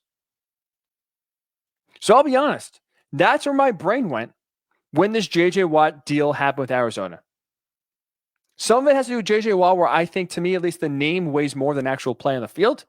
I think there's, he leaves, to me, at least a lot to be desired from when he was at his peak, when he was at his heyday, winning 3 Defensive Player of the Year awards. He's incredible. One of the best defensive players to ever play the game when he does, hang it up eventually and when he retires. But right now, going to a new team, to me, he's not the reason and the difference that will make the Cardinals a playoff team next year. And again, there is one move that could be made. It's finding a new head coach. It's getting the most and unlocking Kyler Murray, which I think another head coach could do. It's even just keeping up with adjustments. I mean, even the games they're winning. I remember specifically the Giants game stands out in my mind, one of the 2 wins they had the last half of the year. Scored 26 points. That offense was it was tough to watch. I'm trying to even just think of the adjectives. It was clunky. It was stop and go. It was almost like you were in traffic. Oh, we're going to get somewhere. Okay, we're going. Oh, put the brakes on. We're going to stop. Oh, okay, we're going. The cars are moving now, but I think we're past it. Hit the brakes. That's a like all game. And just he couldn't adjust. He couldn't let this offense unleash the way it did in the first half of the year when they were number 1 in total offense in the NFL. So, sure, I mean, Cardinals fans rejoice. Maybe, again, this rejuvenation of J.J. Watt leads them to being a more formidable front 4, maybe a better defense. But in my mind, this team is not legit. This is not real enough. J.J. Watt, going to a team, the reason we bring this up is J.J. Watt wants to go to a winner. He wants to try to win a Super Bowl. He wants to try to get a ring. He thinks Arizona is maybe one of the best chances to do so. It could be. It absolutely could be. They have some pieces in place there, at least to me, that you need to be a Super Bowl contender. But with that said, with Cliff Kingsbury still your head coach, can't see it happening. Can't see it happening.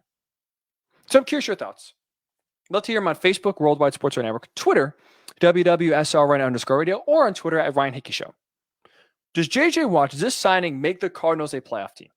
Does this change the needle on how you view Arizona heading to 2021? Are they a lock to make the playoffs next year? Or is this, doesn't really do much for you? Isn't really the move the Cardinals needed to make? Isn't really the move that will have you feeling like, wow, the Cardinals are legit? So if we're looking still in the NFC West even, I don't even really view, I still think I would have them 4th, to be honest.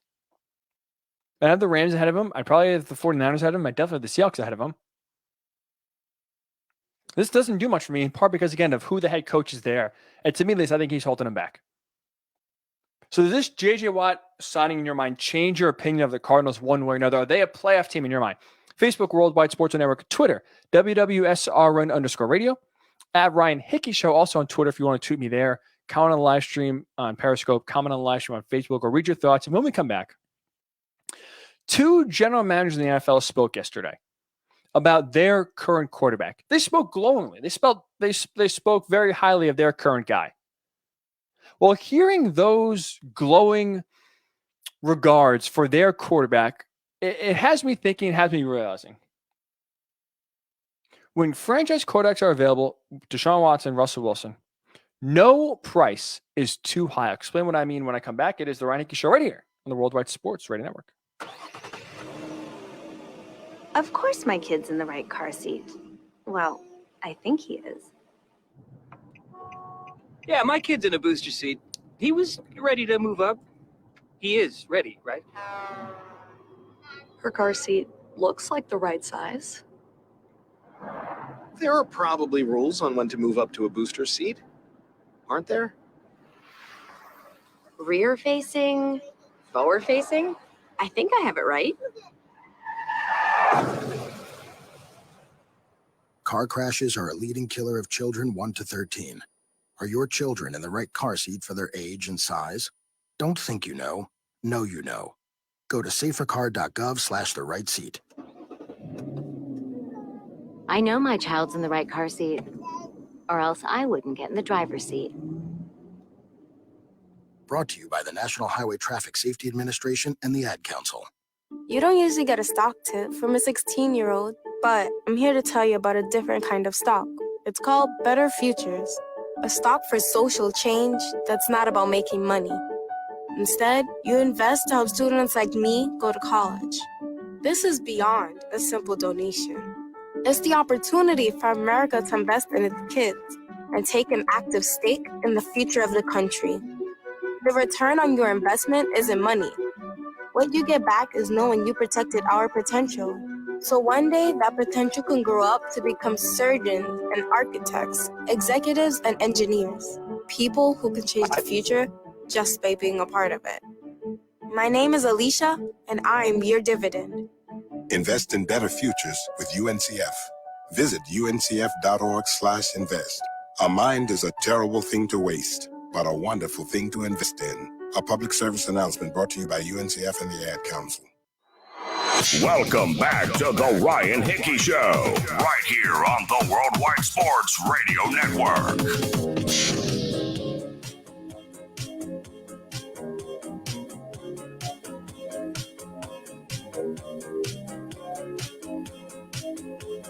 And welcome on back into the Ryan Hickey Show with you right here on the Worldwide Sports Radio Network, taking you until 11 a.m. Eastern.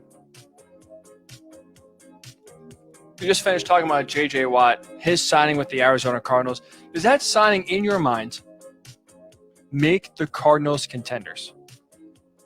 Because for me, the answer is no, I don't. I don't think they are contenders. I don't think he really changes my outlook, my thoughts on the Cardinals, in part because of who the head coach is there in Cliff Kingsbury.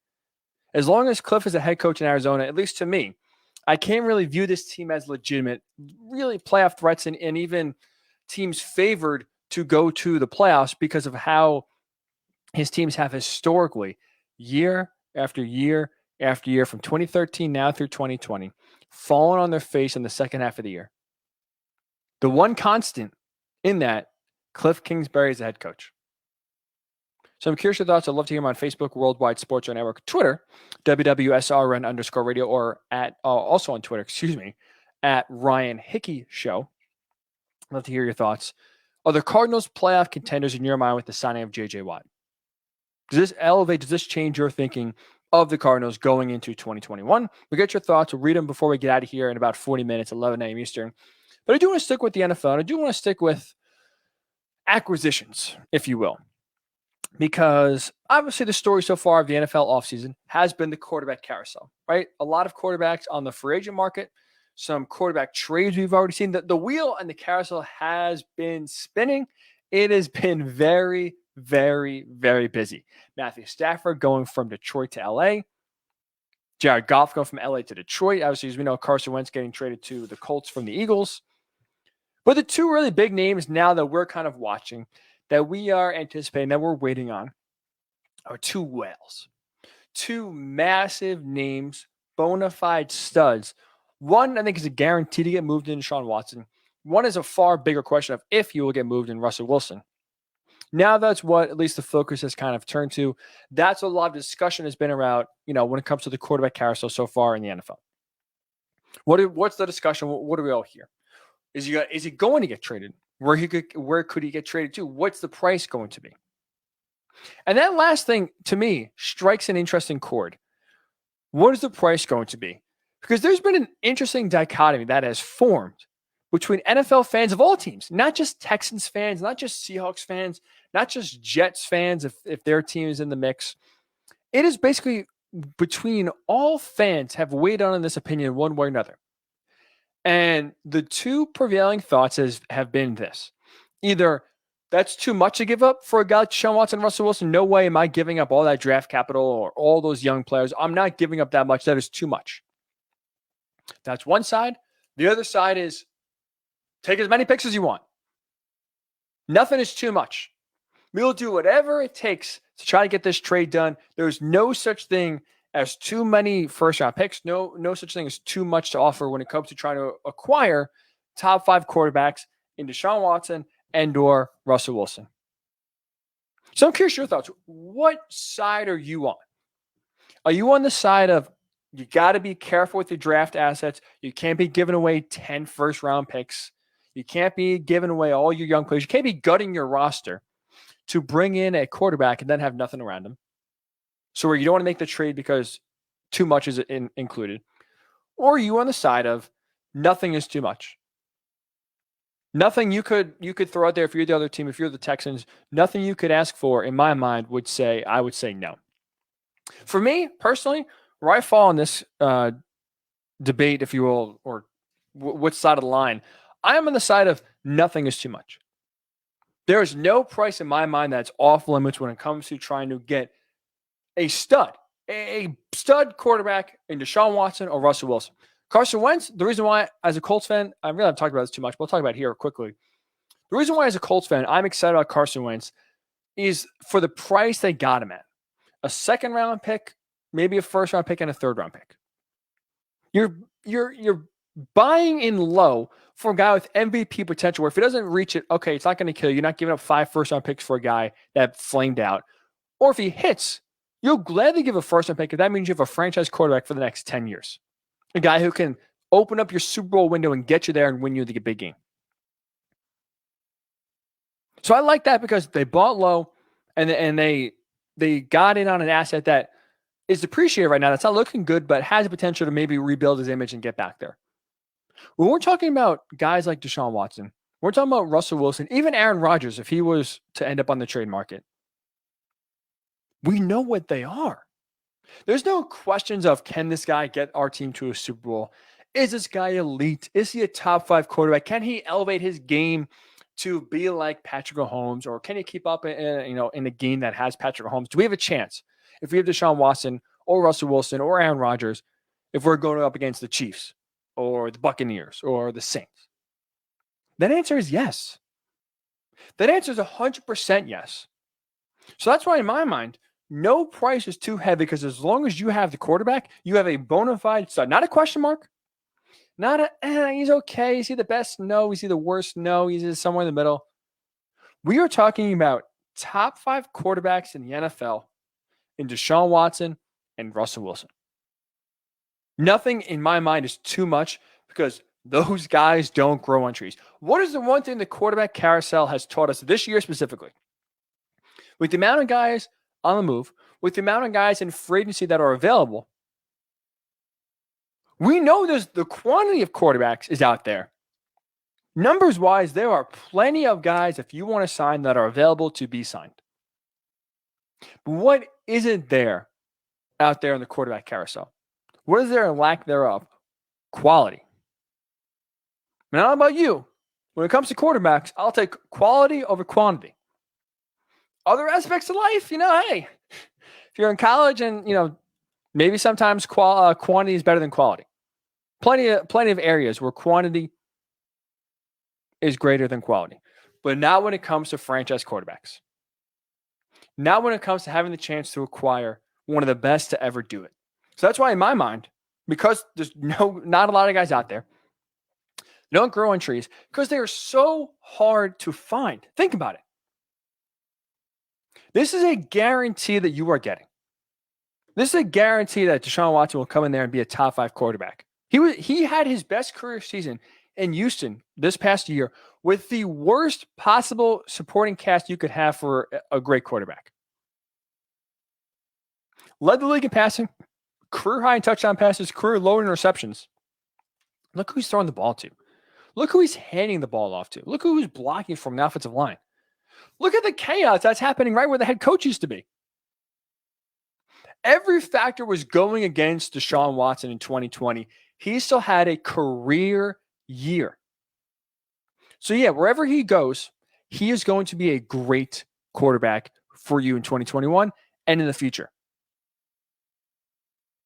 So when you have a guarantee, when you have the ability to acquire a known commodity, no price is too much. 8 first. I said this before. I'll say it again. Before the Colts acquired Carson Wentz, and this is living in a total fantasy world, but if somehow the Texans thought, you know what, we don't care if we trade him individual or not, we'll trade him to whoever gives us the best offer. If I was the Colts, I would have given the Texans 8 first-round draft picks. 8. Don't care. Take as many as you want. If you want a first-round pick for every year he's on the team, so if he's there for the next 15 years on 15 first-round picks, take him. That's how much Deshaun Watson is worth. That's how good he makes the team to where there's no amount of draft picks in my mind that I would say no way. I'll pass on a top 5 quarterback, so I'll take a shot in the draft at getting someone similar to him and hope to hit. That's another thing too. What is the best? If you're not going to trade for Deshaun Watson, if you're not going to trade for Russell Wilson if he was available, if you think that giving up 3, 4, 5 first-round picks is too much, okay. I don't disagree. But I'll ask you this. How else are you going to get a franchise quarterback? Free agency, as we know, a ton of quantity. Ton of free agent names that are quarterbacks on the open market this year. None really are quality quarterbacks that you want, that you feel good in, that you could sign to lead you to a Super Bowl next year. So that means, all right, you're going to have to go through the draft. Well, the issue is drafting a quarterback is far, far from a guarantee. Tanking doesn't really work. I feel like I've said this a ton. Tanking is not a strategy that really works a lot in the NFL, and here's why. So I went through top 10 quarterbacks taken since 1998. So I went back to when Peyton Manning was drafted number 1 overall back in 1998. 38 quarterbacks were taken in the top 10 for when their teams didn't trade up. Right? Because that, for example, the Chiefs trade up to number 10 to draft Patrick Mahomes. I'm not counting that because the Chiefs were a very good team. They traded up. This is about teams who want to embrace tanking, that think the best way to do so is get as high draft pick as possible, get the guy move forward. So teams that are in the top 10 of the draft that took a quarterback since 1998, 38 quarterbacks have been taken in the top 10 of teams that didn't trade up to get there. Do you know how many of those quarterbacks took their team to a Super Bowl? Their team that drafted them. 6. 6. 6 quarterbacks since 1998 taken in the top 10 have led their team to a Super Bowl. So I can't do any, much quick math. 6 divided by 38 is like less than 15%. Maybe just about 15%. A less than 1 in 5 shot of getting a top 10 pick, a top 10 quarterback. Less than 1 in 5, you'll get to an actual Super Bowl. So it's anything but a crapshoot. I mean, this is basically you're kind of blindfolding yourself, picking out of a hat, and hoping you get lucky. That's essentially how drafting a quarterback has become now. So would you rather close your eyes, pick from a hat, hope to get lucky, hope to hit on a Peyton Manning, hope to hit on a Cam Newton if you're the Panthers, someone like that? Or would you rather trade for a bona fide stud that is good enough to get you to a Super Bowl? Is a top 5 quarterback in the league without a doubt. That's why to me, trading for Russell Wilson, trading for Deshaun Watson, if my team was available, was in the mix, give them as much as they want. Doesn't matter. Because those guys don't grow on trees. Those guys are so rare to acquire that out there, even if you give up 10 first-round picks, the value of those 10 first-round picks still probably won't add up to what Deshaun Watson brings to the team. And let's just look at, I'll put it this way. Let's look at the NFL landscape right now, right? Honestly, how many teams feel good about their current quarterback situation? How many teams right now are sitting there saying, man, it is great to be us. We have a guy who can get us to a Super Bowl. We have a franchise quarterback that we believe can bring us there, can get us to the promised land. I counted 9 teams. The Bills with Josh Allen, I think, feel pretty good. The Browns with Baker Mayfield, I think, have to be encouraged coming off of 2020, going to 2021, the first time in Baker Mayfield's career, he'll have the same head coach and current system on offense from one year to the next. I think that bodes well for Cleveland. They're feeling probably pretty good about Baker Mayfield. The Ravens, Lamar Jackson, I think same thing. Chiefs, easy.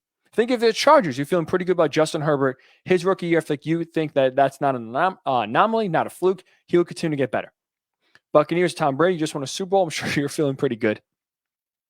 Packers, Aaron Rodgers coming off the MVP. Feel like you're not out there looking for other options. The Seahawks, now I'll put them in this situation because maybe they don't trade Russell Wilson. And if they don't, you got to feel pretty damn good that you have Russ right there, top 3 quarterback in the NFL on your team.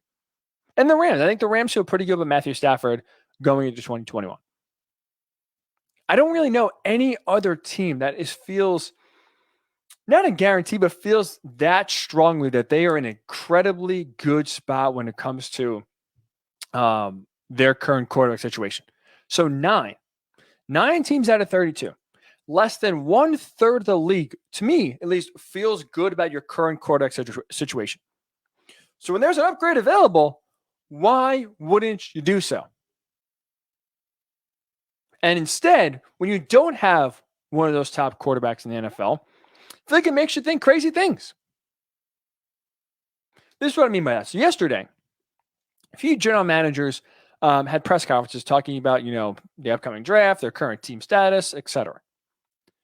Well, Mike Mayock, general manager of the Las Vegas Raiders, a team that's been rumored to be in the quarterback carousel mix. There was reports that Derek Carr could be traded for 2 first-round picks. There was reports that the Raiders are trying to eclipse as many picks as possible to package those to give to the Texans for Deshaun Watson.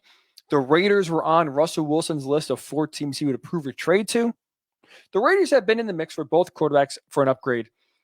But yet, you don't have those guys. You say some crazy things. Here's Mike Mayock yesterday, feeling confident, to say at least, about Derek Carr. I think Derek Carr had his best year yet under John Gruden. I think he's one of the top quarterbacks in the NFL, and we could.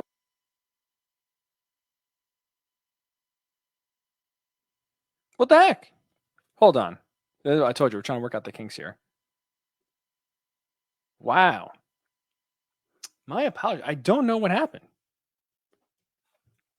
Let me see if we could try that one more time. Here's Mike Mayock talking about Derek Carr and why he believes Derek Carr is his franchise guy. I think he's one of the top quarterbacks in the NFL, and we couldn't be happier with him. And I tell you every year, we evaluate every position every year. I have no idea who might call me or who might not call me. So you have to do the evaluations both on your own players and every other player in the league. And you got to stack your boards and understand what league value is all around the league. And we do that. But if you're asking me about Derek, I think John and I would both stand shoulder to shoulder and pound the table for Derek Carr. Pound the table for Derek Carr. I think he's one of the best quarterbacks in the NFL, a career year under John Gruden last year. I understand Mike Mayock has to say that because he's under contract and you can't, you're not going to talk about other quarterbacks that aren't there and you won't be able to trade for it. And thus then you don't want to put your current starting quarterback, make him maybe force his way out or put yourself in a bad spot. But you're saying some crazy things about Derek Carr. He had a career year and the Raiders still missed the playoffs. He had a career year. The Raiders almost lost to the Jets. It was about Greg Williams going rogue and saying, we're blitzing everybody. What do you normally do? Play prevent? We're going to blitz everyone. We're sending the house. Derek Carr was okay last year. I guess he was good. He was decent. Is he going to be the reason, your team goes to the Super Bowl? No. Is he a top 10 quarterback in the NFL? No. I feeling that good about Derek Carr? No. God, no. And then stop there, though. Rick Spielman. In a similar situation, as Mike Mayock with a quarterback who's okay, not bad, average, above average. Well, he was pretty excited to have Kirk Cousins be the future of the Vikings. Kirk Cousins is our quarterback.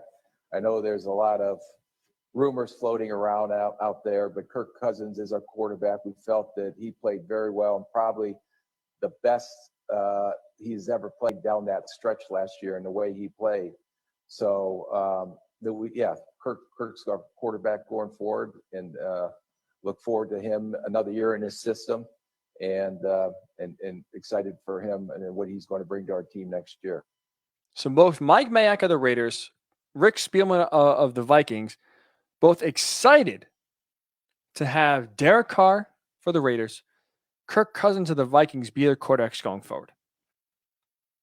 Hearing those statements, hearing those gentlemen, truth or lie, feel excited, feel confident about the direction of their team led by said Derek Carr, said Kirk Cousins, to me just slams home the point. You heard Mike Mayock say we're standing on the table and pound the table for Derek Carr. Well, I'm going to sit here and pound the table saying if you have a chance to get a top 5 quarterback in the NFL, you do so. No price is too high. Do you want to be justifying yourself in your mind if you're a fan thinking, oh, you know what? Yeah, maybe Derek Carr, if he just cuts things together, maybe if they open up the offense a little more, maybe if Henry Ruggs in year number 2 really kind of comes together, this Raiders team's going to be, we're going to give the Chiefs a run for their money.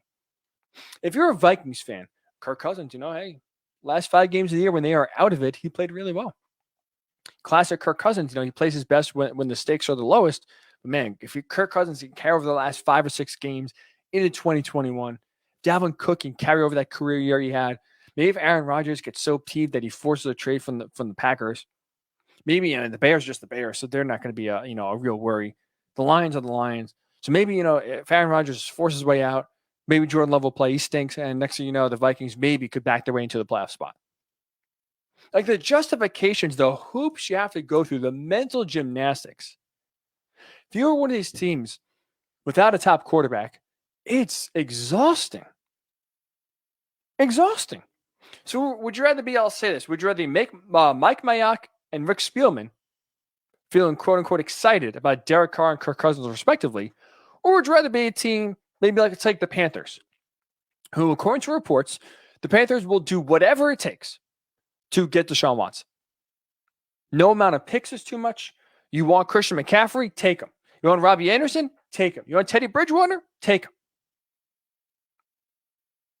Which one would you rather be? Would you rather be David Tepper, the owner of the Panthers, Matt Rule, the head coach of the Panthers, talking about how they're excited to have a top quarterback and Deshaun Watson coming to Carolina.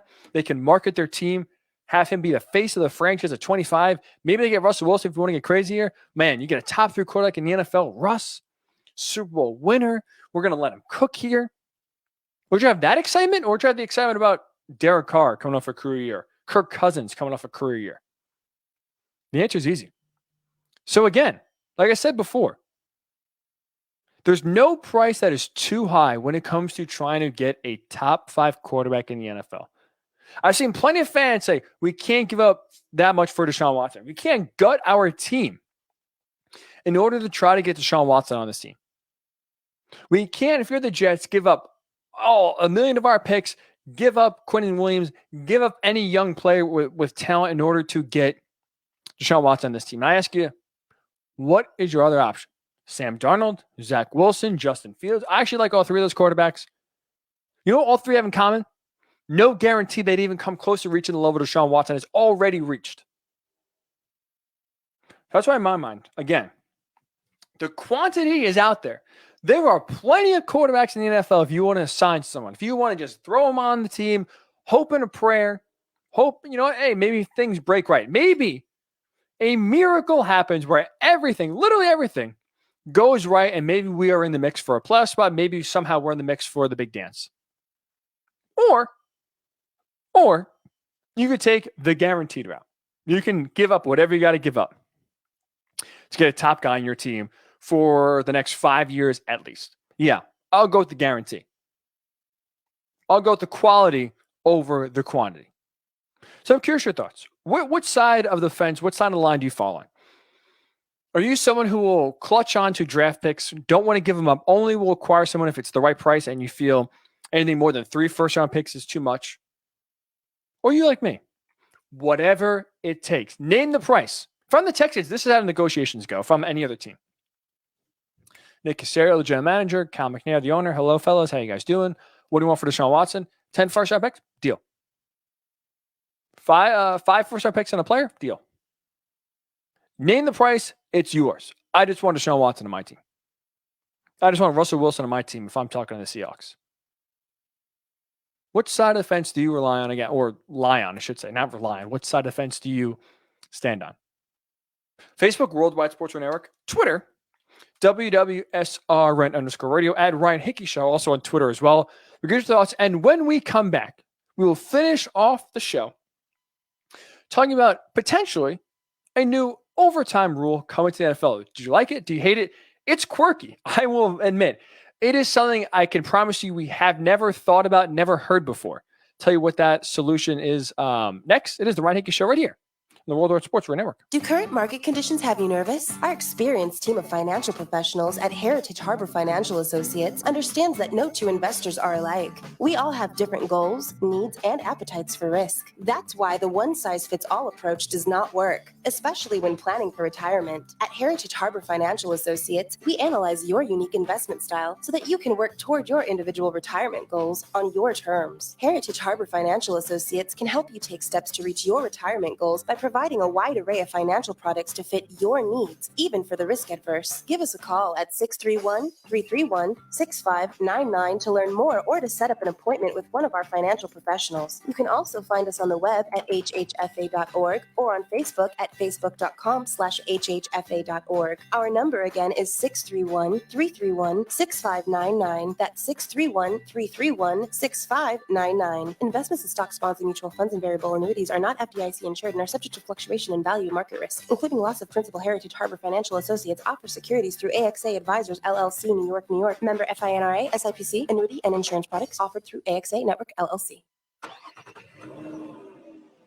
Of course my kid's in the right car seat. Well, I think he is. Yeah, my kid's in a booster seat.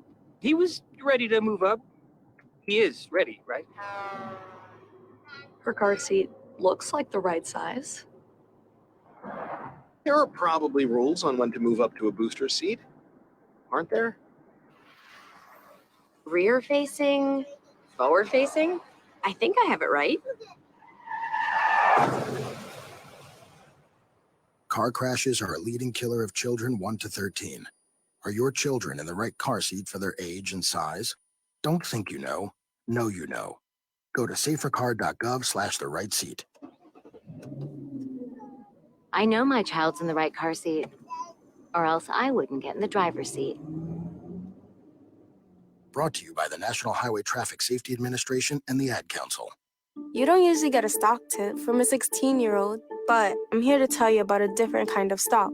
It's called Better Futures, a stock for social change that's not about making money.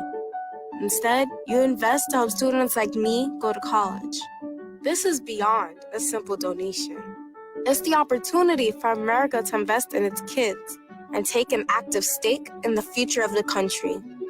The return on your investment isn't money. What you get back is knowing you protected our potential. So one day, that potential can grow up to become surgeons and architects, executives and engineers, people who can change the future just by being a part of it. My name is Alicia, and I'm your dividend. Invest in better futures with UNCF. Visit uncf.org/invest. A mind is a terrible thing to waste, but a wonderful thing to invest in. A public service announcement brought to you by UNCF and the Ad Council. Welcome back to the Ryan Hickey Show, right here on the Worldwide Sports Radio Network.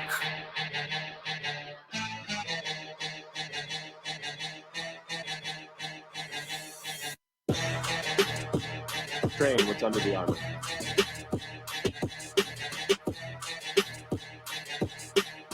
And welcome on back into the Ryan Hickey Show with you right here on the Worldwide Sports Radio Network. Same show, Ryan Hickey Show, same time, 9 a.m. to 11 a.m. Eastern, same days, Monday and Thursday. New look, new studio, new new background, new camera view. Hopefully you're liking it. It's you're appreciating the change. It makes it maybe the viewing experience, the listening experience, the show itself a little bit better. That's what we're shooting for here. That's what we're hoping for. That's why we make the change in the first place, to be honest, to try to make the show better. If you don't like it, if you hate it, well, I'll try. Maybe I'll put I don't know. I'll figure something out to where I will not be. I'll make it better, a better experience for that going forward. We'll take suggestions, if you will. But hopefully you're enjoying the new setup. Should have a green screen, hopefully, in the background for Monday. Should make it even a little bit more presentable, a little bit cooler. So we're working here. It's a work in progress, but hopefully we're building up the studio to be a little bit nicer, make the experience of the Ryan Hickey Show a little bit better. So we're talking about really a lot of NFL here to finish off the show. And some changes potentially could be coming to overtime in the NFL. NFL overtime has been a hot button issue, right? It's been a hot topic. Should the coin toss really determine who gets the ball first? Should the coin toss, in some cases, if the offense scores a touchdown, determine essentially because of the way the game is turned to where it's so offensive heavy, it gives a team an advantage to those who win the coin toss? Should we allow the coin toss essentially to dictate the outcome of games sometimes, in some cases, or do you like it? Now, I'll say this before I get into the proposed rule change here. I actually like overtime. I have no issue with it. To me, again, when the team needs a touchdown, that still levels the playing field. Field goal is one thing with the field goal kickers now and how easy it is to get yards. I think it's a little extreme where a field goal, sudden death, if you will. But just asking your defense to not prevent a touchdown, to me, I think is not a crazy ask. Even with a lot of the rules benefiting the offense, even with now the way the game is played, shifted to an offensive philosophy, offense wins. It's an offensive dominant league. I still think, again, asking your defense just don't allow a touchdown isn't the craziest thing in the world. It's not the hardest thing to do. So with that, I have no problem with overtime. I know many people have pounded the drum, pounded their fist, pounded the table. That overtime needs to change. We can't allow the coin toss to determine who gets the ball in order to essentially end the game, because as we know, offenses are so good that if you get the ball, maybe more times than not, depending on who the quarterback is, the game could be over. So one team that wants to change overtime, that thinks this is unfair and instead make it a level playing field, is the Baltimore Ravens. Now, what is their suggestion? Now, you got to follow along with me here. It is wonky. It's outside the box. It's different. So I'd love to hear your thoughts if you like this or not. Facebook, Worldwide Sports Network, Twitter, WWSRN_radio, at Ryan Hickey Show, also on Twitter as well. The Ravens are proposing is essentially a format of overtime, spot and choose. Spot and choose. So here's what I mean by that. The coin toss would happen as normal. The away team call heads or tails, up, coin slip, boom. Heads or tails, one team obviously wins the coin toss. Instead of determining who gets the ball, you don't play offense or defense. What the Ravens are proposing is the winner of the coin toss gets to choose either we'll play offense or defense. That doesn't change. Or you can determine where the ball is spotted in overtime. So no kickoffs. If you win the coin toss, let's say you can either say we want to play offense, we want to play defense, or you could say, you know what? We won the coin toss. I want to put the ball on the 20-yard line, the opponent's 20-yard line. Then the opponent gets to choose: do I want to play offense from this spot, or would I rather play defense from this spot? Knowing, again, one stop, you get the ball back, field goal or touchdown wins the game, right? Touchdown in the first drive ends it. Anything else outside of that, the other team gets a shot, and then the next score wins. So you have the option, if you want, to not only pin the other team deep, potentially pin yourself deep. Because if, let's say, you win the coin toss, coin flipped, tails, boom, tails. You say, you know what?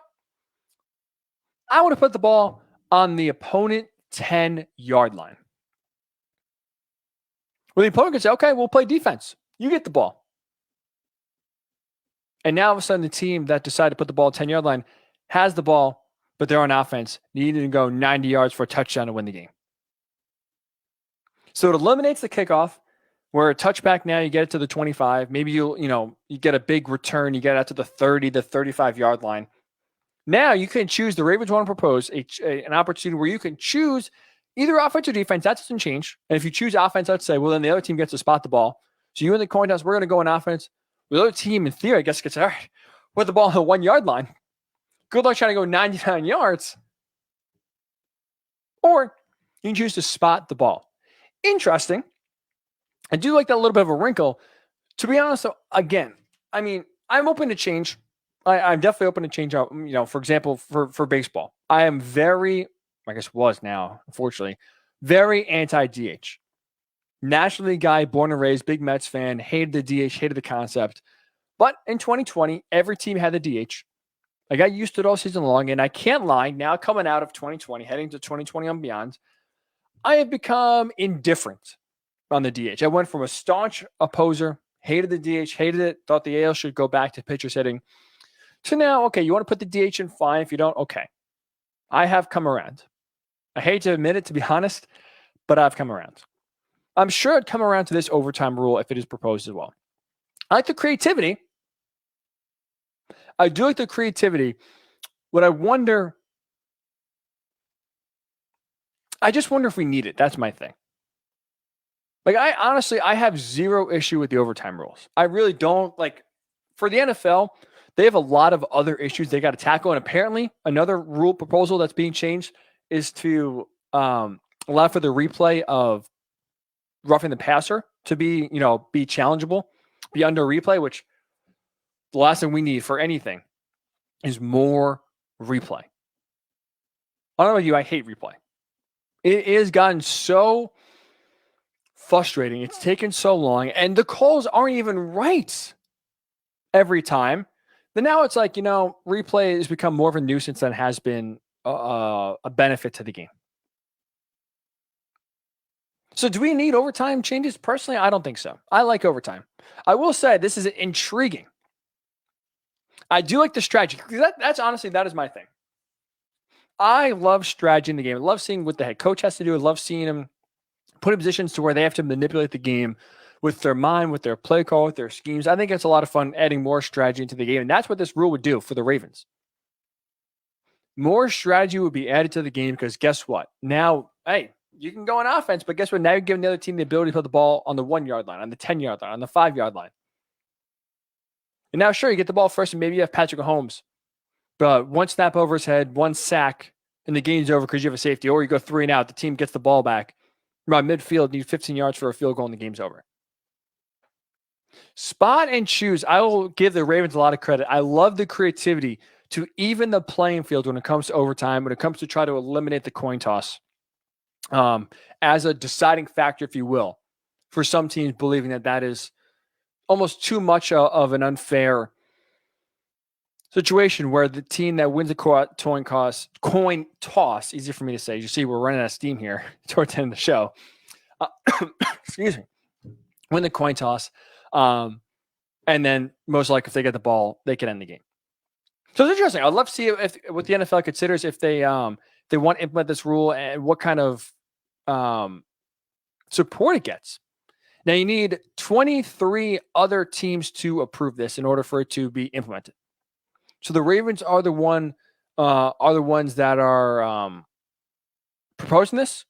24 total gets it through. You'd assume they accept their own proposal. 23 other teams need to approve it in order to have this come a rule for 2021 and beyond. Be cool, interesting. Don't feel like personally we need it, but it'll be, I think, a fun, intriguing twist to add some more strategy to the game of football. So that's going to do it for this edition of the Ryan Hickey Show. Brand new studio, but hopefully for the most part, the show stayed the same. Hopefully you enjoyed it. We will be back on Mondays. We always are here on the Worldwide Sports Radio Network, 9 a.m. Eastern. But again, just because we're not on the air doesn't mean that you should tune off the Worldwide Sports Radio Network. We have a ton of incredibly talented folks working here. They put on great content, written-wise, audio-wise, video-wise. So how you stay up to date with that? Download our app, WWSRN on iOS, Worldwide Sports Network on Android. Like us on Facebook, Worldwide Sports Network. Follow us on Twitter at WWSRN_radio. Like us on YouTube, Worldwide Sports Radio Network. That way, you stay up to date, in tune with everything going on the Worldwide Sports Radio Network. We have shows throughout the day, throughout the evening, throughout the weekends. Plenty to keep you occupied all the time right here. So make sure you do that. You like us, you follow us, you download the app. That way you can stay up to date with everything going on the Worldwide Sports right Network. So enjoy your Thursday. It's a beautiful Thursday here on Long Island. So enjoy it. Spring is getting close. We are getting there. We are getting closer. So enjoy it. Have a great weekend. Stay safe, stay sane. And as always, we'll talk to you Monday right here on the Worldwide Sports Radio Network. Edward Lehman has been a trusted insurance advisor for over 16 years with insurance solutions for auto, home, commercial,